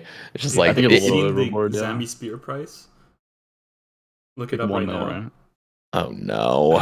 I was stalking it for a while, and now I'm just like demotivated. Is it under $1 million? It's like 1.5, I think. Wait. God damn. Yeah, 1.5. That's so cheap. Like, I remember it being Yeah, 15 mil at like total release. yeah, because it was getting cheap. I think it was around like 3 or 4 mil. Yeah. And then all of a sudden it shot up because there was just really no use to it. There was a rapier in the game and other things. Yeah, that's The all the problem, scorching bow. OP. the main problem with the scorching bow is the fact that even if you miss, it still binds permanently, and you can like rebind them before they're even unbound. I'm pretty sure. Is that how it works? Like you can just keep rebinding. Yeah. There's like Yeah. a certain cycle where you respec after X. I don't remember. I haven't done it, to be honest with you. I just do It's shadow. like method. 5 hits off spawn, and then it's like 4 every time after that, and you literally just AFK. Yeah, pretty chill. Yeah, that was a bit extreme. I'm surprised there was no real backlash. I think it's just because it already did get devalued with the whole like just 5-0 method, and now it's just like, fuck it, we'll just send it. Because man, if this was 2017 and they introduced something like that, Oh my god, we'd be having a huge fit. The riots. Like, but they did randomly lower Zamorak's mage level at one point, like recently, and it increased the shadow DPS slightly. So and the gauntlets as well. I believe now shadowing Zami is still better than scorching bow. It's just like 10 times the effort. I think one of the things I would love to see them do is standardize how the minions spawn when you're in God War's dungeon, because right now they have a system where like the minions only spawn every 5 ticks. So it's like sometimes the main boss will spawn, and then literally 5 ticks later, then the minions spawn. And it can be really annoying for trying to like melee bandos, for example, which by the way, like nobody does, you just do Bofa or whatever. But I feel like if they were to standardize that, okay, everything spawns in at once, you could come out with these really fun methods that are consistent, that you could actually rely upon. And I think that consistency is missing with like instanced Godward. I think it might just be in the instanced areas of it, which Iron Men all have instances. Like you can't not be in an instance. But I don't know. One of the things that those respawn times are so bad. They are. We need to be able that is a quality of life update they need to introduce, is DKs and God Wars Dungeon Like, allow I don't you think it's to. too much to ask for. Like, just to put a bell like GG's just to restart it as soon as you're done killing the minions. Like, kill the minions, you can just click the bell and start the next kill. That's true. Would it just be at the altar event? So go ahead and add that bell. I'll be so happy. I know, right? I'm missing 3 too. Put it on the agenda. But I do feel like a lot of people would not be too happy about the devaluation, but they should have waited. No, I don't think anybody would care at this point. But God DKs is actually really chill, by the way, with the private instances in Iron. You can do the red X and drop anything on the floor, and it stays for like 6 hours or 3 hours. So you can red X easily. I was watching Scott stream, and like you were trying to get the Zilly pet, and you're just sitting there. You're just sitting there for like fucking a minute. And I remember seeing your inventory. It must have been like your first trip or something, because you were like the overkill with all the shit you had. It's like, okay, this is just brain. I brought like 14 restores, and I'm like, I could have brought 2 and been fine. Like, you actually just don't use prayer either. Like, I don't know. If you have Zilly dies in like 5 minutes. I didn't even have Eldritch, and I mean, you just get prayer pots and restores the whole time, and you're just chilling. Yeah. And you have the altar as well. Recently, and you do like 200 kill trips with Shadow. You just feed on table. Oh yeah. And once you kill bandos, I just turn auto retaliate, go next to both minions, and just AFK. I literally get off of my chair and walk around the house because I know for a fact I'm gonna kill everything. It's so chill. I would love to see. This is my personal view. I would love to see a revamped God Wars or something like that. It doesn't even have to be like just God Wars with the same uniques. Like just in the future, I don't know how long it would be, 4 years down the line or something. Just come out with a new sort of God War style. Fuck all the minion KC. Nobody wants to deal with that anymore. I'm sorry, it's just horrible. But have a system that has that traditional classic 3 minions with a main boss, and make it so there's just no red Xing in a way. I just think, and make it really standardized so there is that predictability and kind of anticipation where there are marked tiles you can kind of be on, and just knowing the patterns and cycles. Because again, this is just my own like fucking obsession with. I loved traditional flicking God Wars, and we just don't get it anymore because it's not even efficient to do it. It's just, you're wasting I time only and did it for energy. Bandos, and I learned it for the CA, and I learned it because people told me how fun it was, and oh my god, it's so much. Like, once you get it down, it's so enjoyable, flicking all 3 minions and the boss. Yeah, it's I think you've so done it as well, addicting. yeah? You feel like a Yeah, giga gamer doing that. It's yeah. pretty cool. Wow, I know what I'm doing here. It's like It was tough for me to learn. I something cool. remember I learned that a while ago. Got the CAs and just never went back for that. Yep. Yeah. We'll see in the future though. I have a lot of faith in Jagex to come out with insanely addicting and fun rhythmic PVM challenges. They Dude, just do after such a good dropping job. Yama, yeah, I have very high hopes for what they're doing. PVM wise. Let let me I want to kind of talk about the botting issue that's been happening lately. And solo mission, you guys, I believe you guys both watched it. A little solo missions Yeah, I did, video of yeah. him Yeah, I did. It's very good. trying to, in his best scientific form, try to figure out how many bots there are. And I think he came out with like what 44% or something. Yeah, Yeah. 44. And he showed the graph of like the item prices crashing. I think it was was it March or April, the date?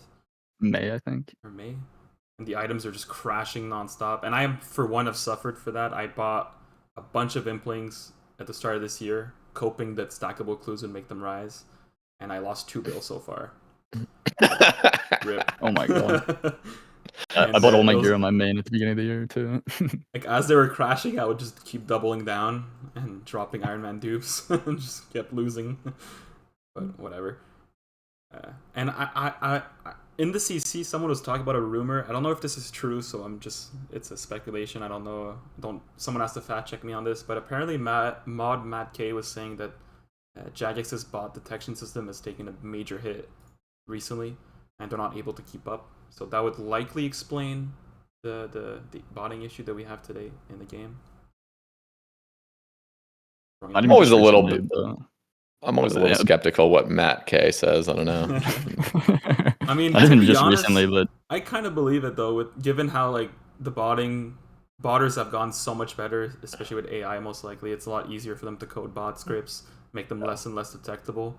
So I do believe that it's harder for Jagex to keep up, and they're not able to. I think there's some potential truth there. Yeah, it is for sure. ridiculous how many there are, and It's at least the crazy. places that I go, Puro alone. I mean, for how much Oh. time I spend there, it's ridiculous how many bots are there. You go to Every Yama, row is you like just sit 15. outside, you see like people show up with 3,000 solo kills in like troll mage gear doing solos. Yeah. Like what the hell? It's crazy. The really concerning part is just how easy some areas are to clean up. I mean, just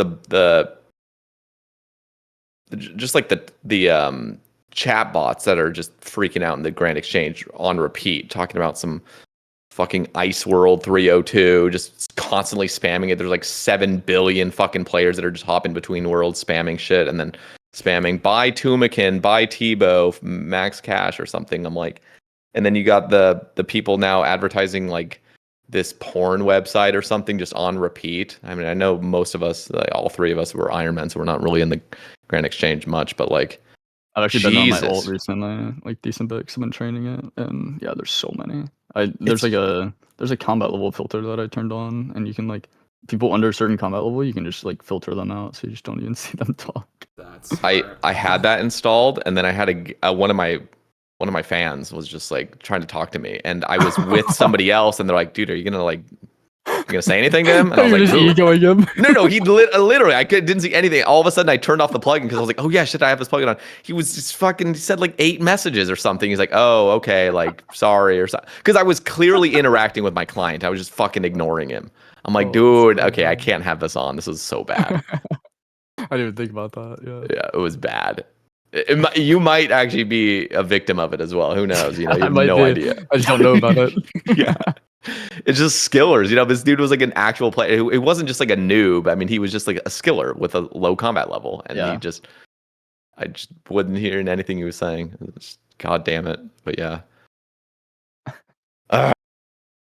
Yeah, it's just so easy to fix though. Like, dude, just literally bring any JMod. If they were to literally bring me on as a P mod, just make it temporary, make it for a month.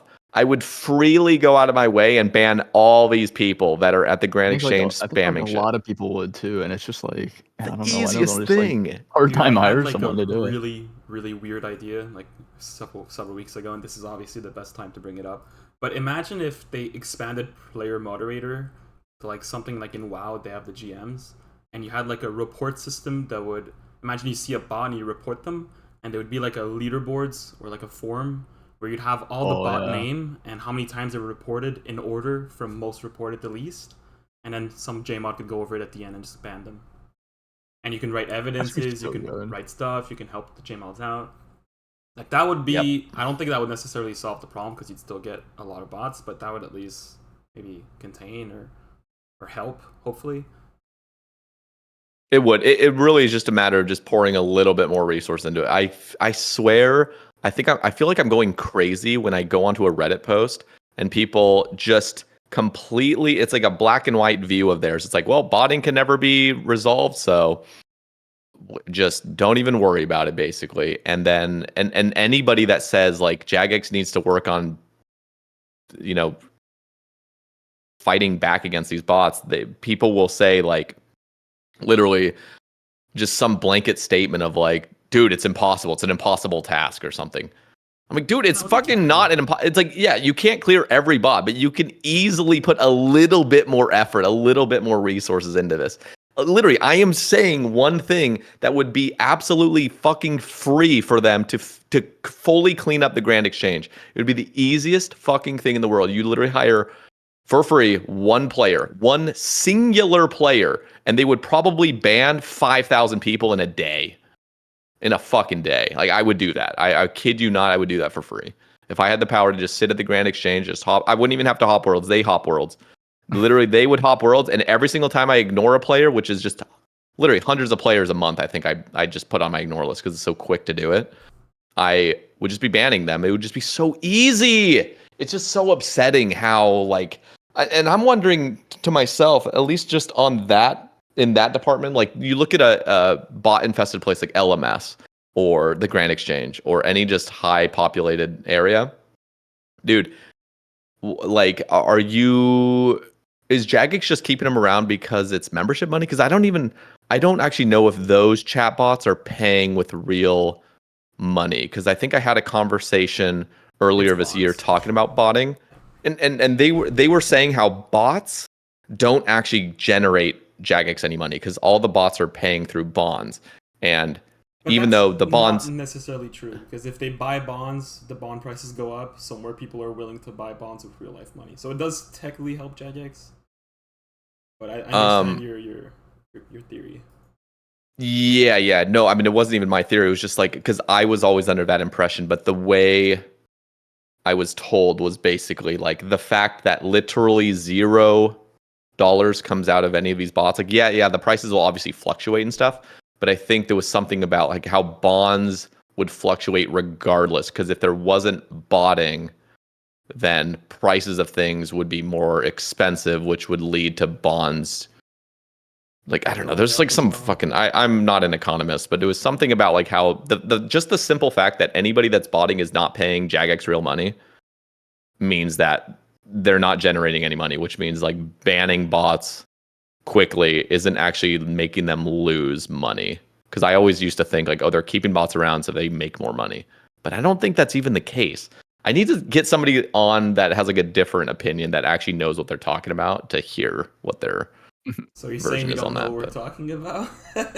I mean, I don't study this shit. All I know is, can we fucking clean up this nasty game that's just any populated area just is a mess. It's disgusting looking. It's just all the chat is just nasty.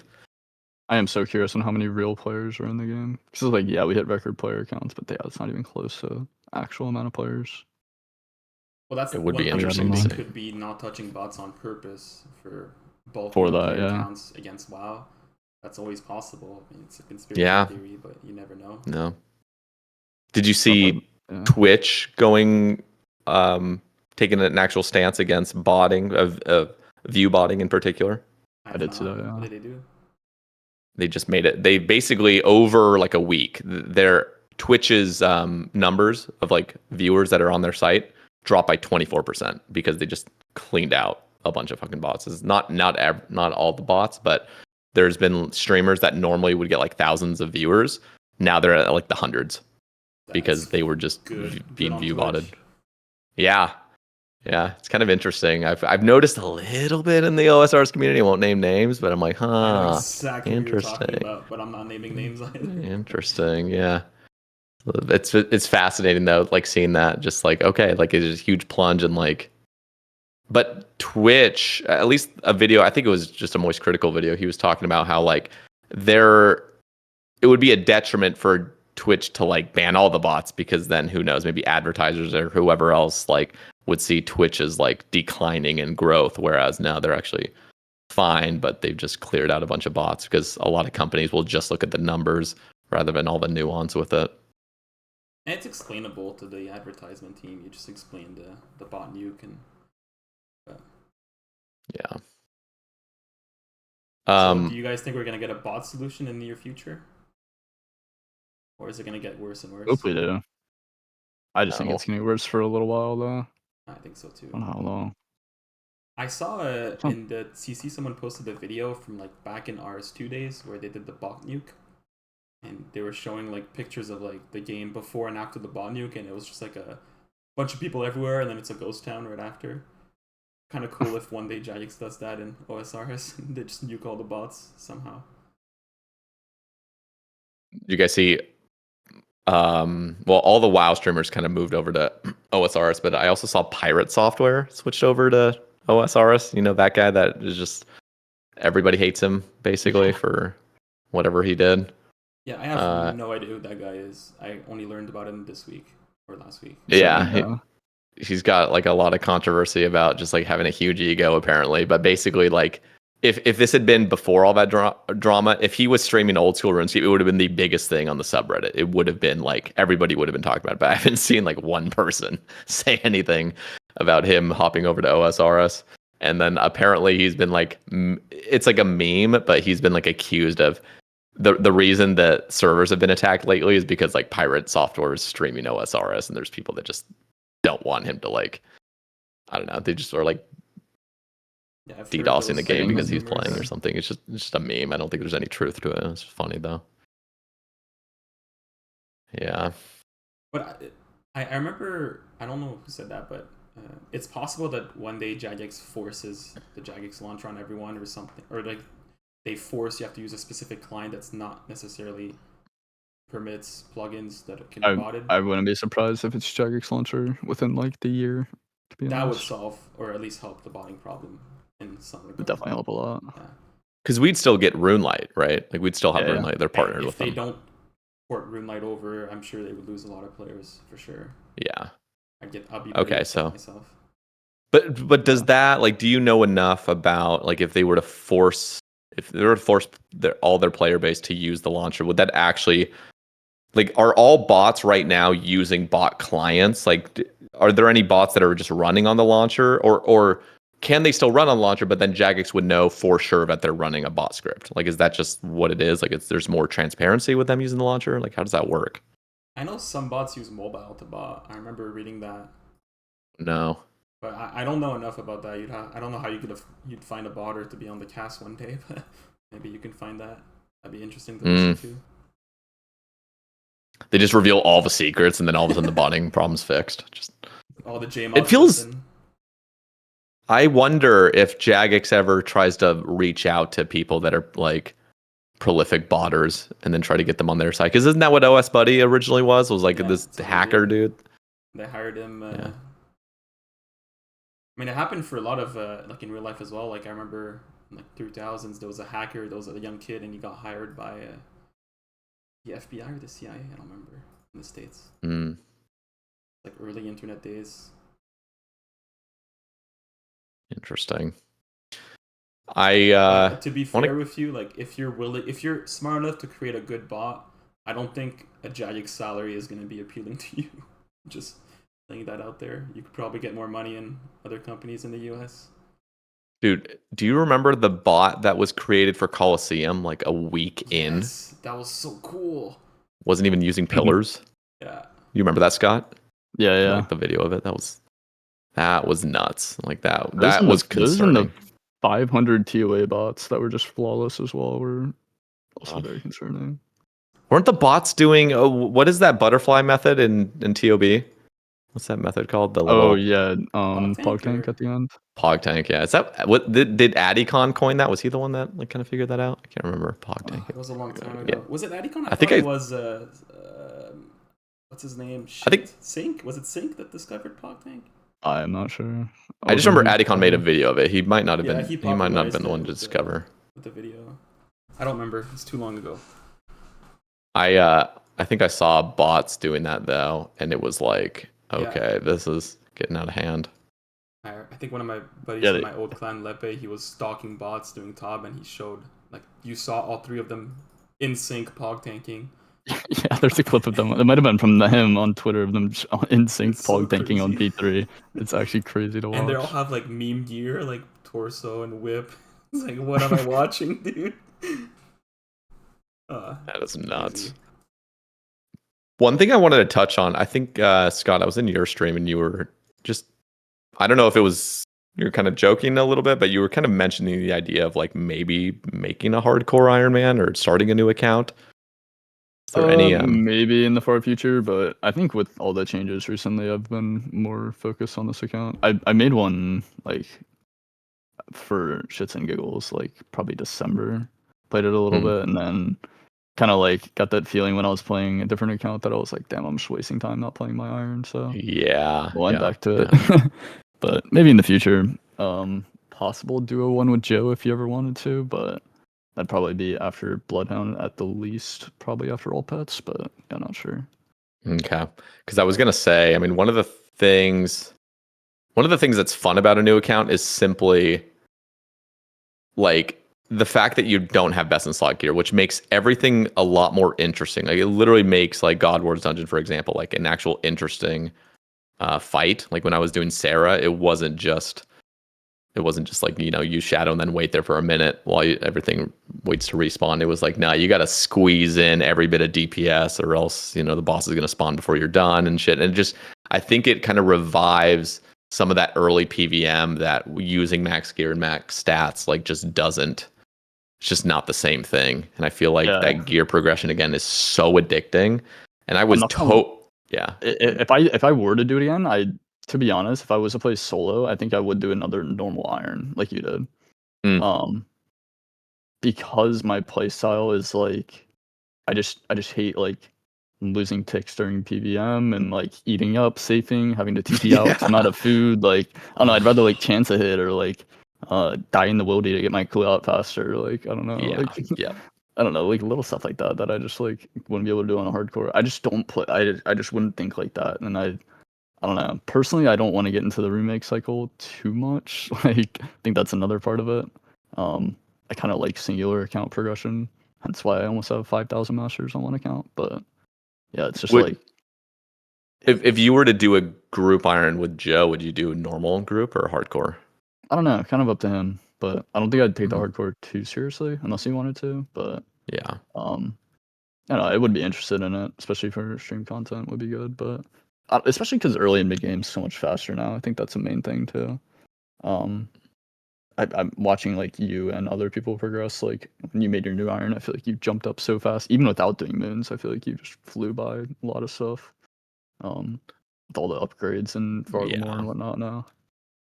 It's fucking addicting. I had some weird side missions that were. I mean, I have a fucking Eternal Glory on this account. I don't know what got into me over that, but I was just like, if I'm ever planning to get one, I may as well do it as early as possible and actually use it while it's good because I don't have a crafting cave or a con cave or anything. So it's like using Eternal Glory is just fucking fun. Yeah, it's actually so nice. It's one of the coolest looking items too. I don't know. It's just clean. It is clean. When are they going to come out with the other Eternal variants? I want like an Eternal combat bracelet. No, it wouldn't. It wouldn't. I don't think it would. It would because it would just be obtained the same way where you just bring those jewelry up there. Like I always hate having to go recharge my rings of glory Yeah. and then like there's just no chance of getting an Eternal variant. Like, come on, like just add it. It's just Dude, Yeah, please brings a don't little make me same grind way. another Eternal item. I went 94,000 glories for mine. Oh, It was so Jesus. bad. It took me 2 94,000? months. Yeah. It's my next video, actually. It's releasing Saturday. Oh you got it my recently. god! Oh I got shit. it like 3 months ago, I think. Oh damn. That's You had the plugin charged? Yeah. For, I had charge 12k pre plugin, so I just added that on top of it. Yeah, I'm, yeah. like, passing That's 25K.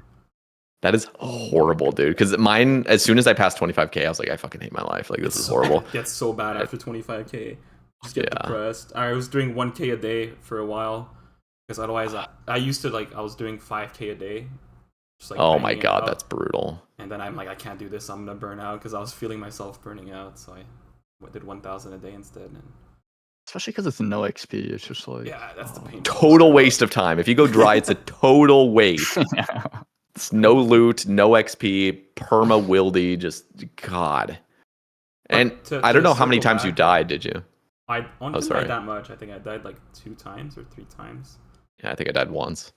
It's bad. But I to circle back, I would definitely make a UIM if I had to restart. I don't know why. Whoa. That Really? game mode just seems like so fun to plan properly in PvM. What? I did not expect that from you. I started I a was UIM, actually- funny enough, like 4 years ago. Got 85 fire making and burnt. So I didn't get too far, but Pretty fitting getting 85 fire making that back. but I would only do that if I for some reason lost my Iron Man. Like if I got hacked or banned or Oh, okay. or like lost all my gear somehow, or I don't know. Think if you got clue locked, dude, do that? Oh, that's a good question. I'm not getting clue locked for years, so I don't have to worry. Well, I know. I just figured with how much I don't know. It feels like you enjoy clues, at least solving them. I feel like you'd be one of the people that actually enjoy doing clues. That's true. I don't Maybe know. not. It's too far away for me. I haven't thought of it. It's very true. Be Dude, cool. you know what I really want Jagex to come out with? Hardcore. No. Oh, A shit, I hero's thought I guessed cape. it. Fuck. Yeah, that. I want them to come out with that too, badly, super badly. But I also want a hero's cape, so like champion's cape, but like the little bit harder version. So instead of like lesser demons, it'd be like greater demons, and like instead like of an expansion to the Champions Cape. exactly, it would just be like the hero's cape. So it's just got like it's the same Ooh. 1 in 5,000. And the cool thing is, well, I guess that's not really cool, but basically, no. I mean, as soon as it drops, that's when all those monsters would eventually have the 1 in 5,000 to get the scroll or whatever. So it's almost like you weren't wasting time in the. I don't know. I guess you were. Like, I don't know. I just feel like something like that to go for would be kind of cool, and maybe even give it some stats just for fun. Just nothing crazy. It doesn't have to be meta. Dude, not gonna lie, I really enjoyed that Champion Cape grind. Me too, dude. It was super fun. chill. It was I didn't fun. cannon anything. I just AFK Oh immediately. god. with the Okay, that's King, not fun. But it was just That's so not fun. chill. It was fun to get one at a time. Early on How quick clogging. your attitude changed. Yeah. Dude, you can't not cannon. I was gonna say I have so many cannonballs. I'm excited to do that because I have cannonballs and I might actually make goading pots for it too, just to completely AFK. Yeah. There's like Champions Cape was some new such a tech, fun by the grind. way, for Champ Cape. You can zero time a lot of it now. You just place a cannon, like for True. example, near the imp spawn. just go do and other you just stuff. charge it as you're solving clues or doing other things. Yeah. Pretty cool. New tech. See, that's what we need to see. We need to see a series of some super psychotic, like macro efficient player that's like, I'm gonna complete the collection log, like starting off on tutorial and doing everything like efficient from like the get go. And he's already mapped everything out. Like he does all his skilling in Varlamore. He has cannon set up and like trying to get his Champions Cape 0 time. He'd probably have to be like a main account doing it. I think that would be the most interesting because as soon as you're an Iron Man, there's just too much to like set up. I think, but. I thought about doing a 1,000 clog from scratch series, but I don't Like have as fast as you can, yeah, or something. Like, try to do all the efficient Speed run it? metas and showcase it, kind of like what Coxie does, Ooh. but for 1,000 clog instead. I just don't have the Ooh. time to do that anymore. I can't. I have a job Yeah. and in real life obligations. I can't do it. If I was a NEET, I would have done it. I promise. That's actually one of the topics I want to touch on with you too, because you're both content creators. LGR, you've been making YouTube videos forever. It feels like around the same time I started making them. No, Then actually, Scott. you're the reason I created initially the first Ramble. It must have been just shortly after then or something. I don't think it was much much after I started. I remember you were doing like your ramble number 18 or something. You were like early two Mm. digits. And then in one of the rambles you mentioned, like if any other Iron Man would like to do rambles, I'd love to listen to them. And after watching that, I just did one. And I rewatch it sometimes. It's really weird seeing like a shitty microphone and like 6 years ago or something. It's really fun to see my mindset. It's cool. It's cool to see both of you having jumped on the YouTube. Scott, I mean, you've only published. Let me look your channel up. I do a lot like longer form progress videos. Yeah, you just got kind like of the like where I'm at too. I mean, with the Bloodhound grind, it's kind of tough because I don't include like any of that solving footage or any of the like. It's literally just like if I get a good item from Masters, you'll see it. But 99% of that is just off stream and not even recorded because it's just I don't know. I don't find good ways to edit it, and I'd rather just be efficient to get as much KC as I can. Have you ever considered making guides on I YouTube?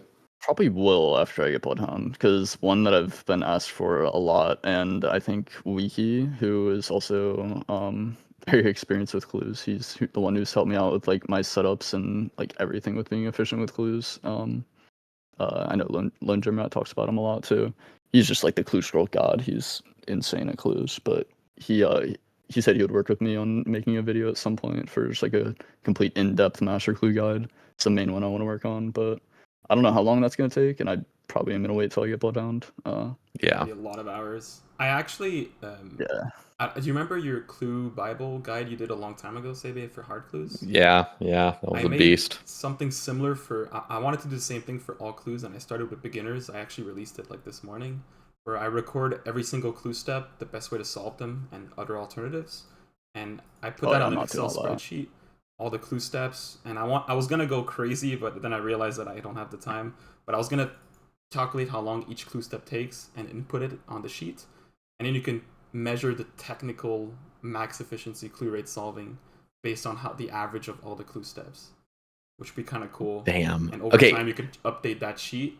And I was going to put streamable links for every single clue example. But the amount of time needed to do that is insane. And it took me 10 hours just for beginner clues, which is the easy one. Like, I was going to do easy clues next, but I'm not sure. Sorry? What did you say, Scott? I don't even know how long that would take for Masters. Oh, I do a lot of Masters. ton of time. I don't even want to. Because the problem with, if you had like infinite Masters on the floor, like right now, it would be not to be too bad to make a guide like that.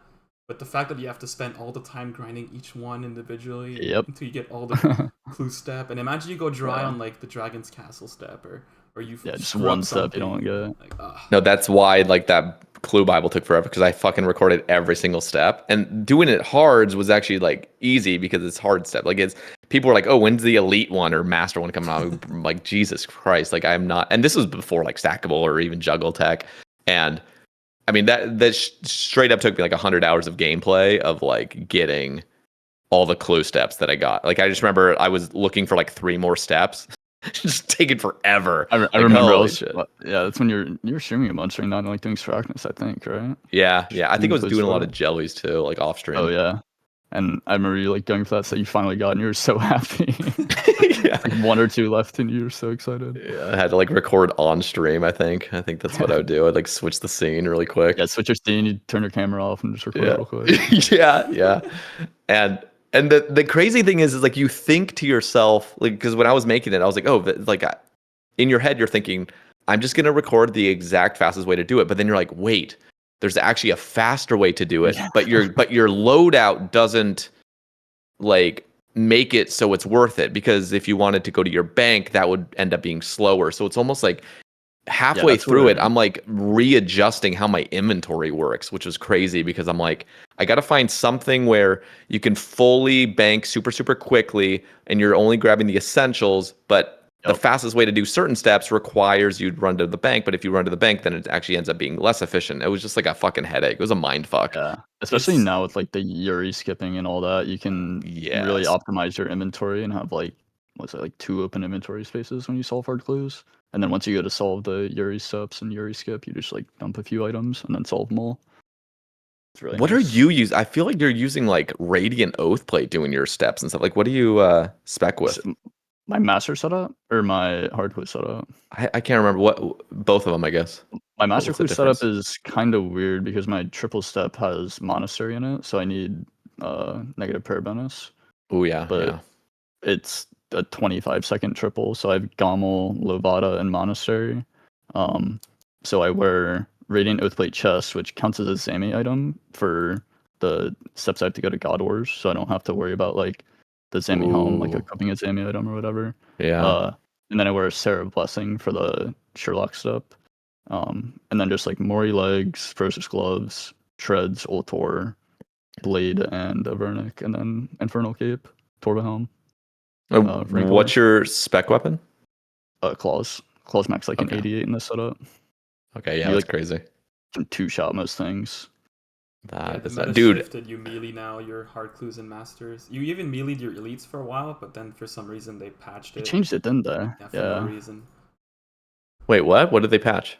You You could claw out use AMCs and melee them for Oh the. yeah, and then but they can't reverted you? it.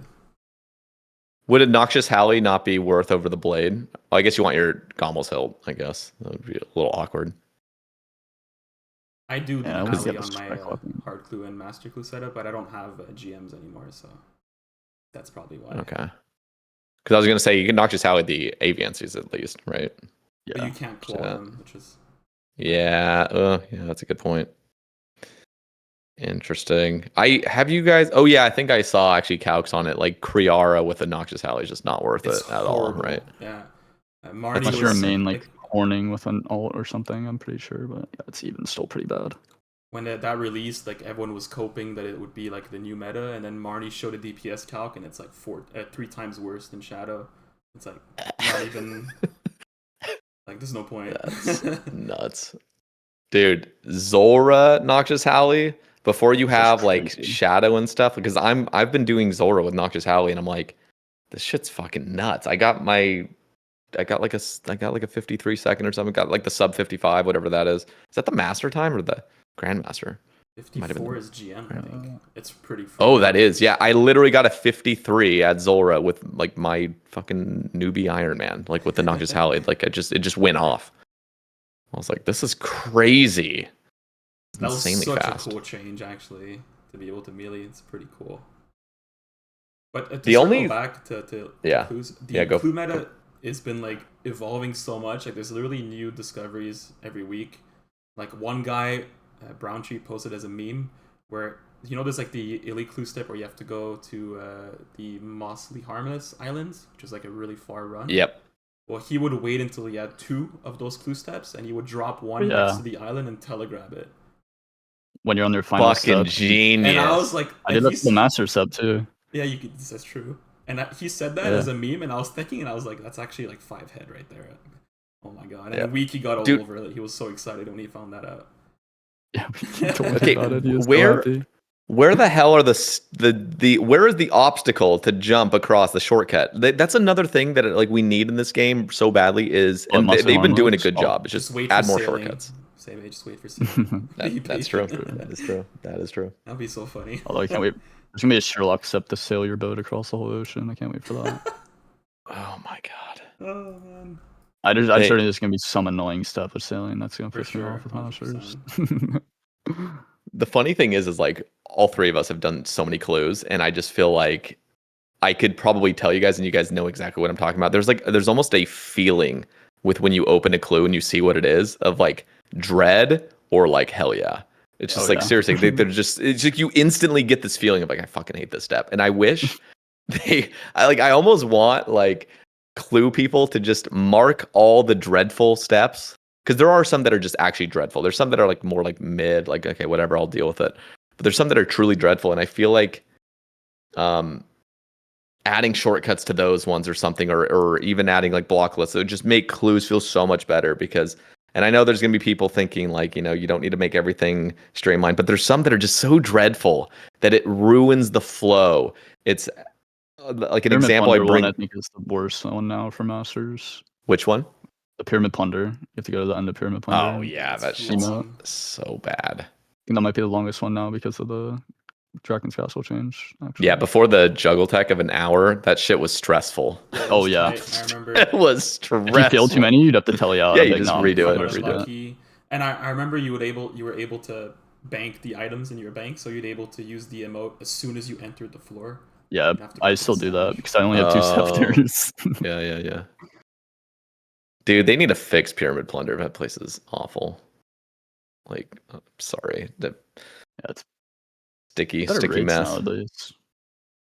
Yeah, I mean, people still do it, but like, it's just like you could just make this so much more fun. Like, what is up with skilling just being a dreadful experience? The idea of going for a third scepter is just like off the table because it's just so painful. It's so fucking painful. I still don't have one. Yeah. Yeah. Yeah, I can't remember. It really is about like shortcuts. So like adding shortcuts that are meaningful, that have healthy agility requirements, that make sense. Like just do more of that. Like, and I think Jagex is doing a good job, but just keep expanding on that because again, mostly Harmless Island. Like that's just a genius one to go for. Like, just add a little stepping stone. That's level 90.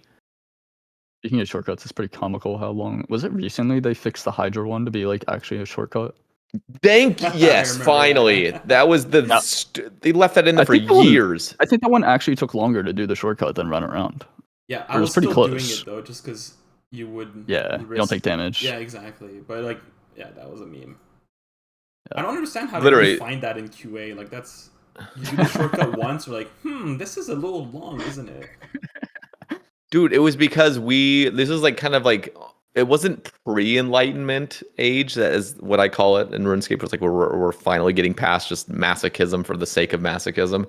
It's just like it feels like at that point Jagex was so careful. They're like, oh, we can't devalue the people that ran the normal way across these hydra. We can't devalue it at all, so we're gonna have to make it exactly as long or even a little bit longer. And then they still have not fully fixed the Wyvern shortcut when you just go into Asgardia dungeon. Oh my gosh. I'm like, dude, stop it. Like, just stop. It's so dumb, dude. It's so dumb. Dude, one more I know, thing finally that really the Hydra tilts me is the inconsistency in all the clue tiers. The way you solve each clue tier is slightly different if it's like a beginner or a medium or a hard when you have the emotes, or if you have the one you have to input a number. Everything's inconsistent. I don't get it. It was so annoying. Dude, speaking of that, when I went from Masters to Hard Clues, I was losing a tick every single time I was opening a puzzle box, because on Masters you have to do a dialogue option to get your puzzle box, and Hard Clues it just gives it to you instantly. So I just sit there holding space, and I'm like, oh my god, I already have it. It's so annoying. They need to like it's almost like stitching it all together, because there's some things I actually like about elites. One of them is, for example, if you have an elite clue and you go to Sherlock, as soon as you click Sherlock, you obviously get the step. That's the same with Masters. You don't need to go through any dialogue. But with a Master clue, you need to click spacebar one time after you complete the challenge. Where elites, no, you just insta get it. You don't need to click spacebar. Oh, like if they, nice. It's so nice. It's And so nice. So Masters, that needs to be standardized for Masters. I feel like do the elite what they do with elites. And That's Masters so and nice. beginners are like the clue ID is the same as opposed to all the other clue tiers, because they were added more recently. That one JMod or like an intern, whatever, has to like sit down, go through all the clue tiers and standardize everything. Yeah. That's just clues. But they need to issues too. I'm worried about them standardizing it in the worst way. For Make it example, worse. making it so elites have to now press spacebar to get your casket. Like That's that would be true. annoying. And the other thing that I do actually like is actually I don't actually know if I like I don't actually like how elites you have to click on the scroll to answer a like a math equation or whatever. Yeah. It just feels awkward because you Hard can't. Clues where you just talk to the person. Yeah, That's it's so much completely better. different. It is better because you can also hold your mouse on the guy afterwards. You can get it done. Whereas like elite, you got to have fucking crazy click precision to click that, and then as soon as the math equation thing is gone, you click on the guy again. But and you have to click space again, which is annoying. But I'm sure they can take the lowest amount of effort option in each case if they standardize properly. They actually have to talk to clue doers then. Don't just fucking do it on your own, please. Like just talk to fucking Wiki. He'll bring tell him. you everything. He'll even Yes, do it for you. yes. Yes.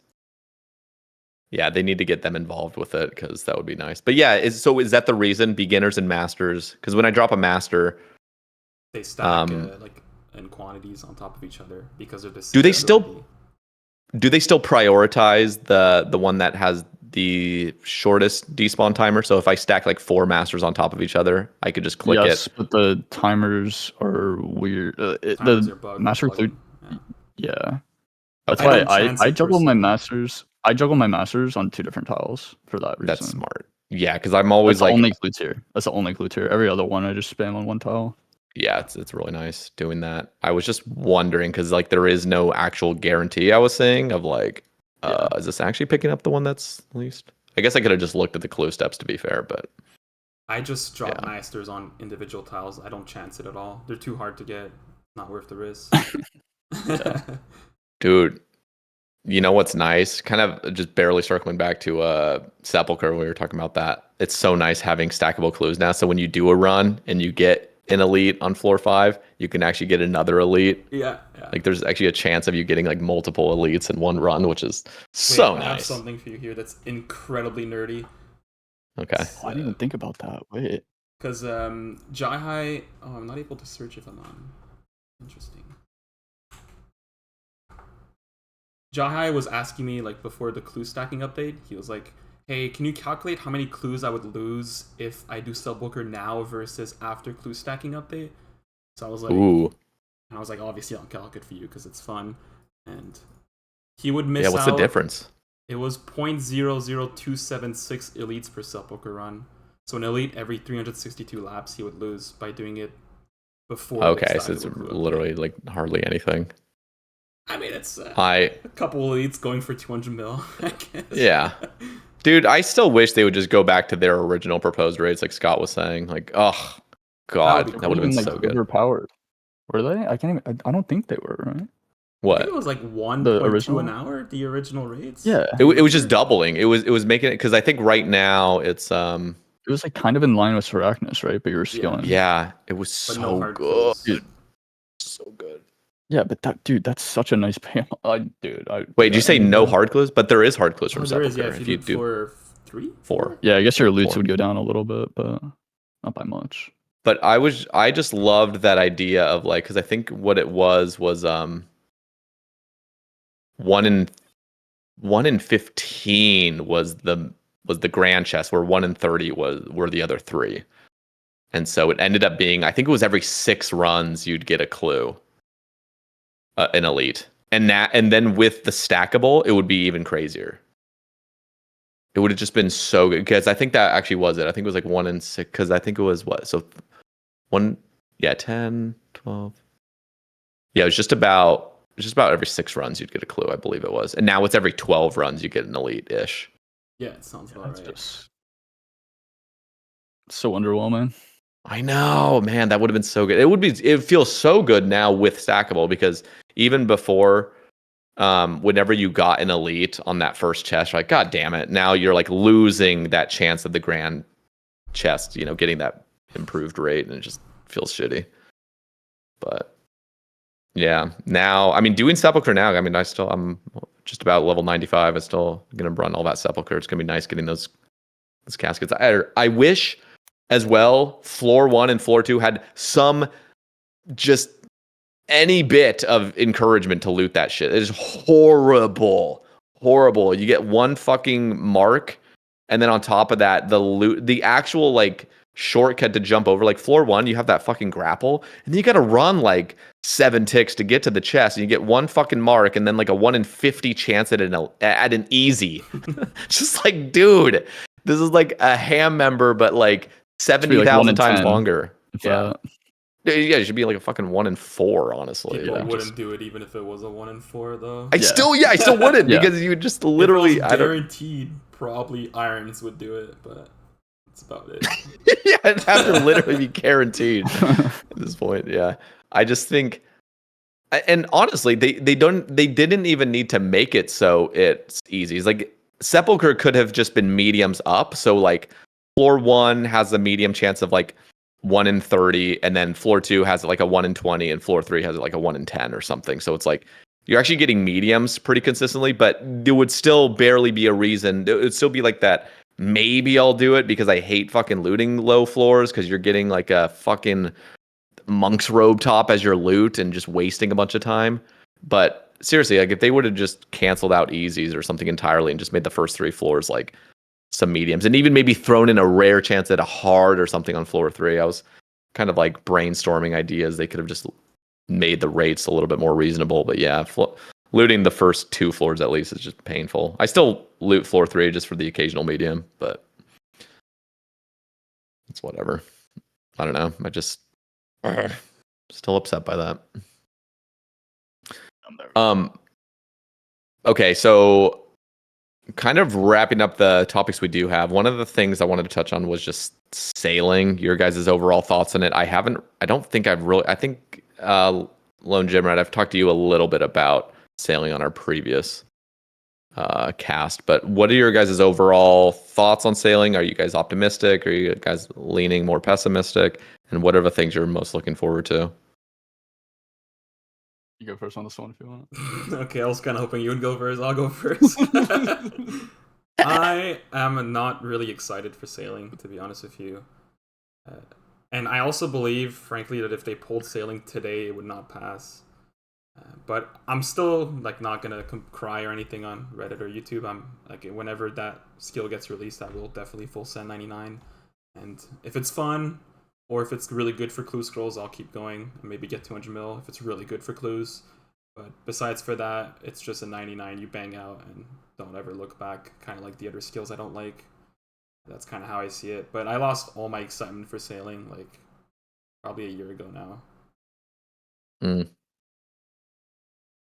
You know, I'm pretty much in the same boat, not gonna lie. I was kind of hoping you were in the same boat as me. I don't know. Everything they've came out with kind of makes it seem more like a mini game, but it seems like they're just trying to add stuff to other skills to make sailing seem better. But maybe that's just my POV. But it's too much. I'm not gonna complain too much. But yeah, I think it's too much. But like their poll, they could have slashed half of it away, and it would have been not their poll, their blog. They could have slashed half it away, and it would have been a lot better received. But it's just so much stuff.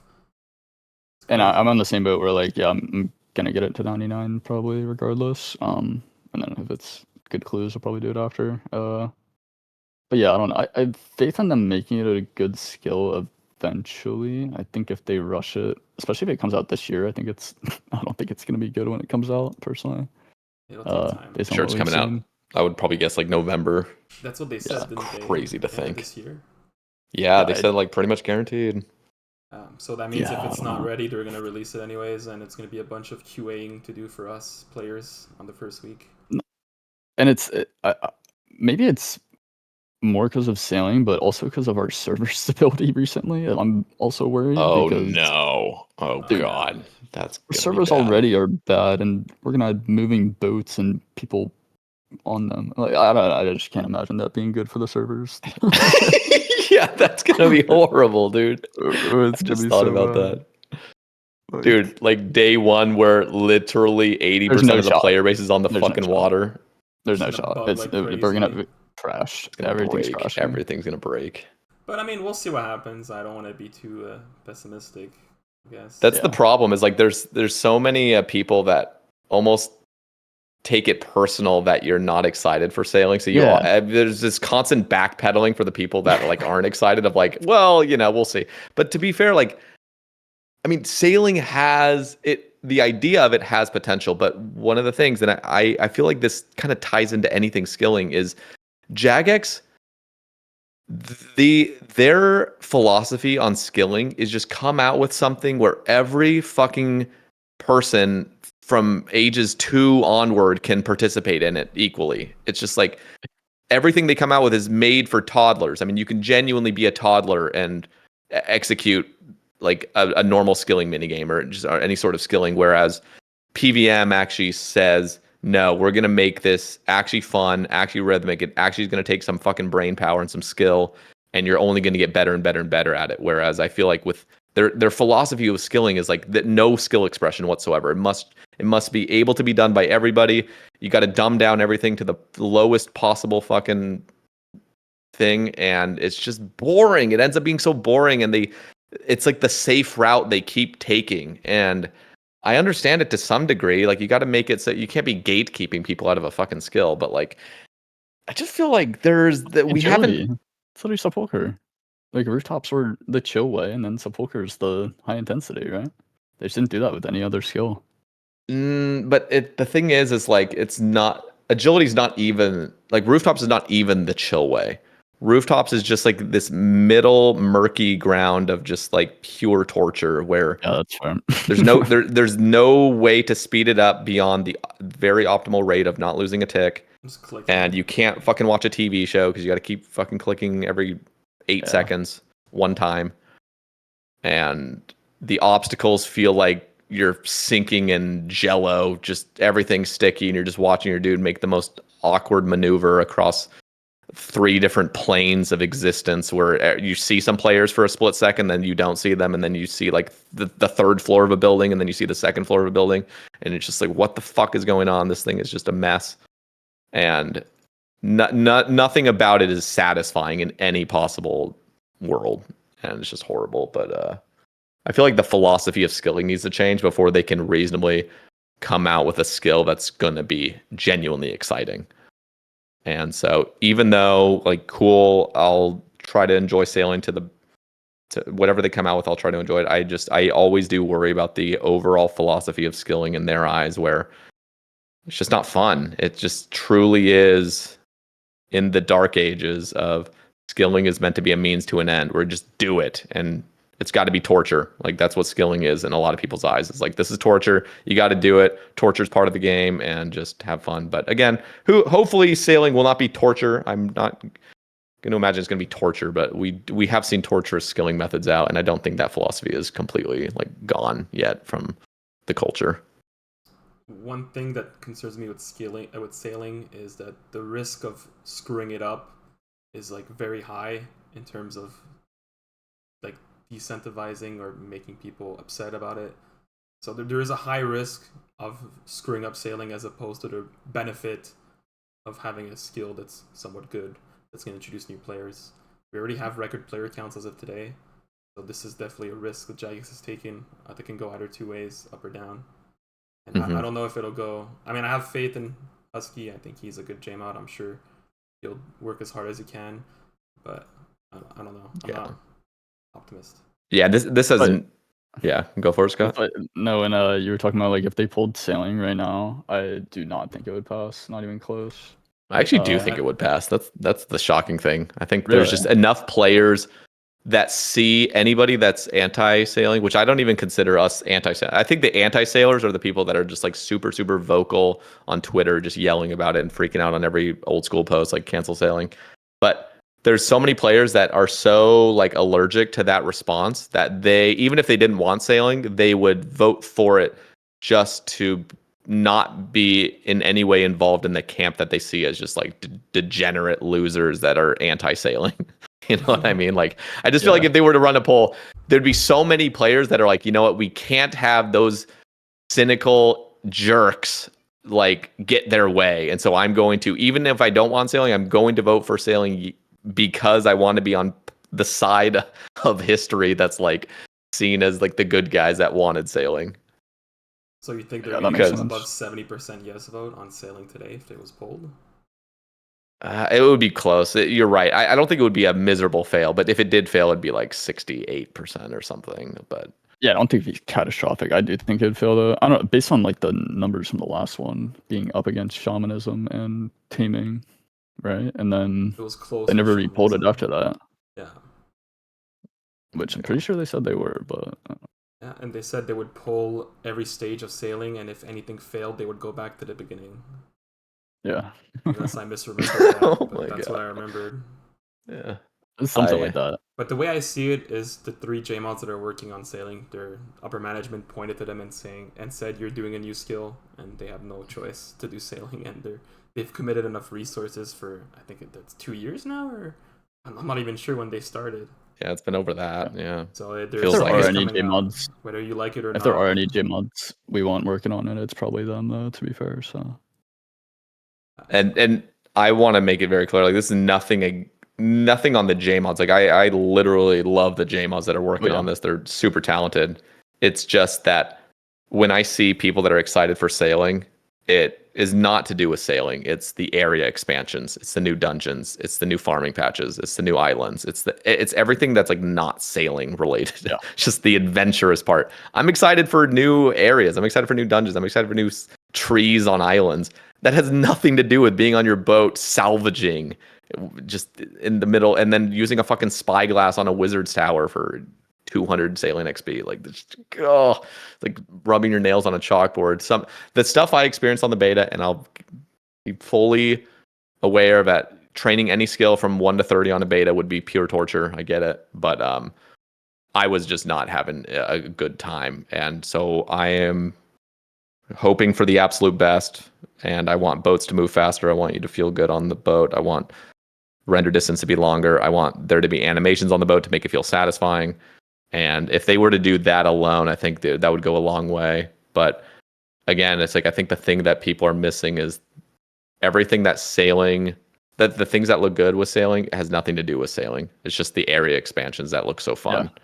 That whole last blog that we got was just not. I felt like nothing to do was about sailing. It was just like nothing. It was just here's an herb lore expansion, here's a fishing expansion, here's a farming expansion. Yeah, every skill was listed there. It was crazy. Everything. Yeah.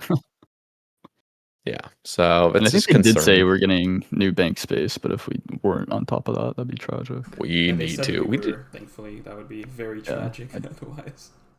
I do believe them saying that. Yeah, so we'll see. See next year. Exactly. I know. I always sound like I always get comments from people in my audience like, "You're just such a doomer for sailing." I'm just like, I'm just not gonna lie to myself. That's what I'm trying to be.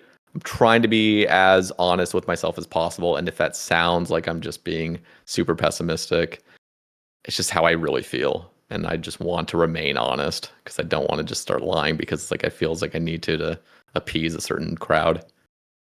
Yeah, I feel that. So, what do you think would happen if they did like the old days and they just randomly out of nowhere, no poll, just release sailing? That'd be crazy. You think that would be good or bad for the game?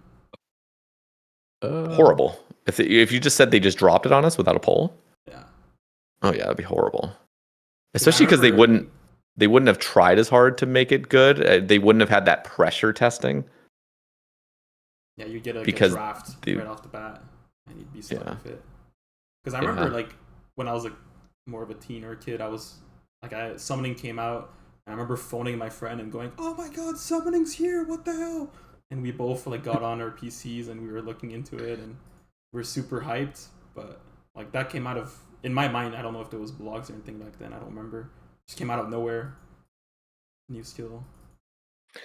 I would be okay with them coming out with things that are completely unpolled, but they need to run a poll if we'd want something to be unpolled. You know what I mean? Like, yeah. No, I mean that's genuinely what I want. Like, I would love it if, for example, if they said, we are going to come out with a raid.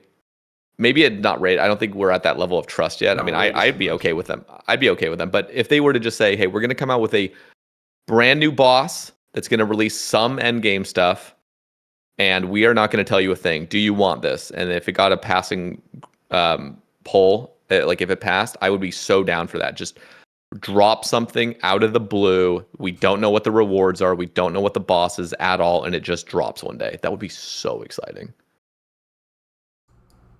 Kind of the same excitement I get behind them locking behind raids 4 behind like the only thing not the only thing. One of the things I'd be excited about sailing like a level 90 sailing requirement for raids 4.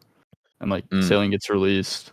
I don't think it'll happen. And then like obviously and then like sailing comes out same time and like nobody has access until like 3 weeks in or something. That'd be crazy. The first people to get access are like degen skillers that don't know how to PvM. They still know how to PvM. That played and didn't sleep for the last week. Wasn't it Hexus that completed the first raid or something like that? Like Chambers released. Do you guys remember that? I think it was something like that. I doing Chambers. It's a fucking skilling clan. We were all just. I mean, the skillers were the talented PvMers though at the time. To be fair, because nobody was a PVMer before 2016 or 2017. Yeah, 2017. Yeah. PVMers would do like the longest DK strip possible, and that was the flash. Yeah. Yeah, 5,000 DKs one trip. Holy fuck! Guy was just flicking Prey Mage the whole time and Prey Range, and I remember those. Just funny. god tier, yeah. Man. Oh, it's crazy how from 2017, Chambers of Zera, because literally before then, all we had was like Zulrah, God Wars, DKs, just some basic Slayer monsters, yeah. KQ, Barrows, all the basic ones. And then ever since Chambers, we had Chambers, 6 months later, Inferno, a year later, Taub, had all these new bosses coming out. The Nightmare and all this other shit, Raids 3. Now it's just going crazy. Yama, Delve, like, yeah, we're in the golden era of PVM, and I want to see that with all aspects of the game. We're getting there slowly but surely. I think we're slowly making it. Okay, gentlemen, is there anything else that we need to talk about before we sort of wrap things up? We covered all the topics we were gonna be talking about. I was thinking we covered everything. Yeah, we covered everything. I have like some random little things, but they're not really per se like sections. Like do you have like what? Like YouTube era for like me and Scott. It would be interesting to talk about. That actually, yeah, I feel like I didn't touch on that enough because Scott, you said you might be interested in doing some guides in the future after your master after your Bloodhound. I feel like as soon as you get Bloodhound, there's gonna be something else to like have heavy focus on. Making guides is definitely a process. It's a lot of work, but something. I mean, I would save not doing masters alone. I would save so much time being able to do guides, but I mean, outside of that, I probably would start doing quicker progress videos too once I get Bloodhound, and just like being more consistent. Ideally, it is tough though. Editing takes so much time. Just putting clips together and actually getting them in the right order and whatnot, how I like it. But it's very satisfying once it all comes out too. Final products of it. So let me ask you, Lone Jim, because you've looking at your channel right here, 12K subs. Damn, fucking getting up there, and yeah, I mean that's the name of the game. I've just been chipping away at it, just like kind of like if you're not gonna go down the super highly edited storyline series and everything, I feel like starting Alpha channel with the kind of the ramble-esque stuff, it is a slower grind, but you have a really dedicated fan base, so that's cool to see. But yeah, 316 videos already. Holy shit. Yeah, dude. What is your Sorry? One a week, and I schedule upload them too, so I have like 9 right now that are schedule uploaded, 1 week intervals. So if I die today, knock on wood, for the next like 9 weeks you'll see videos pop out. And then you have one that's like scheduled with like a fucking if you do die, there's a death video. It's just like, hey, gosh, if you're watching this, it means I'm dead. It's horrible. So what is what's your whole like philosophy with video making at the moment then? Is it just weekly make your progress series, or like what makes you decide to publish something else? Like just this morning you literally came out with beginner clues, full guide, and Helmet of the Moon guide, like just out of nowhere. I don't really care about the YouTube statistics of like trying to get like consistent uploads so you can get potential sponsors. I don't care about the money. I'm just doing this for fun. So whenever I have free time or like a guide idea or something, I just whip it out and upload it. And for progress videos, I kind of just try to target multiple grinds at once. And I go for a specific item, and when I get the item, that creates a video. So right now I'm juggling AFK, team content, and solo content. So I'm doing Shooting Stars for Pet, which is my AFK. I also got medium clues, which are AFK Harpy Bug Swarms, for 300 of them for a video. I do Yamba and Temperos, and I just juggle between those content whenever I feel like it. And I have like an Excel spreadsheet that tracks each video and the progress, and when it's done I schedule upload it whenever I'm ready, or I have free time or AFK time. And that's cool. I got to give you credit on your Quetzin video. I watched 3K. That whole thing. Fuck, that was so fucking impressive. That was a cool video, man. Like I'm so video, yeah. because it kept feeling like, oh, this is going to be the opening. Like I did myself a favor and didn't spoil it for myself, because it feels like some of the time you'll watch a video and you just never exactly know when they'll get the pet. So like every time you stack like 100 or 200 or whatever, I was just like, oh, surely he'll get it here, and then it just wasn't. It just never was, and it was just exciting. It was a great video. Thanks. Wait for the glory Yeah. when you see my like mental sanity drop. It's really funny. Oh, I rewatched it because I edited it 2 months ago, so I rewatched it last week before it airs, just in case I missed something. And I was like, I just feel pain. And funny enough, I got the Eternal Glory in the middle of a meeting. Like I was talking French to like 2 guys on a virtual call, and I clicked the fountain and I see the clock pop up, and I just stop talking and my mouth drops, and I'm like, and then I try to like mute myself, but like I'm struggling, so there's like 5-6 seconds of me being quiet, and then I just go, I got it. It's so bad. The best feeling ever. The best feeling, dude. Such a sexy thing when you see that collection log pop up right there. Popped off because everyone knew I was pretty dry for it, so really that cool. Is dope. Well, you guys are absolutely killing it. Scott, you're live. Like I feel like you're live every day. What's your schedule on Twitch for those that want to check out your stream? When I am live, it's 5 p.m. Eastern. I try to be almost every day at the moment. I take like 1 or 2 days off a week, just randomly whenever I'm busy or have stuff going on. But pretty much every day at 5 p.m. Eastern. Hell yeah! So you're live right now? You were saying? No, taking today off. It's been a long day.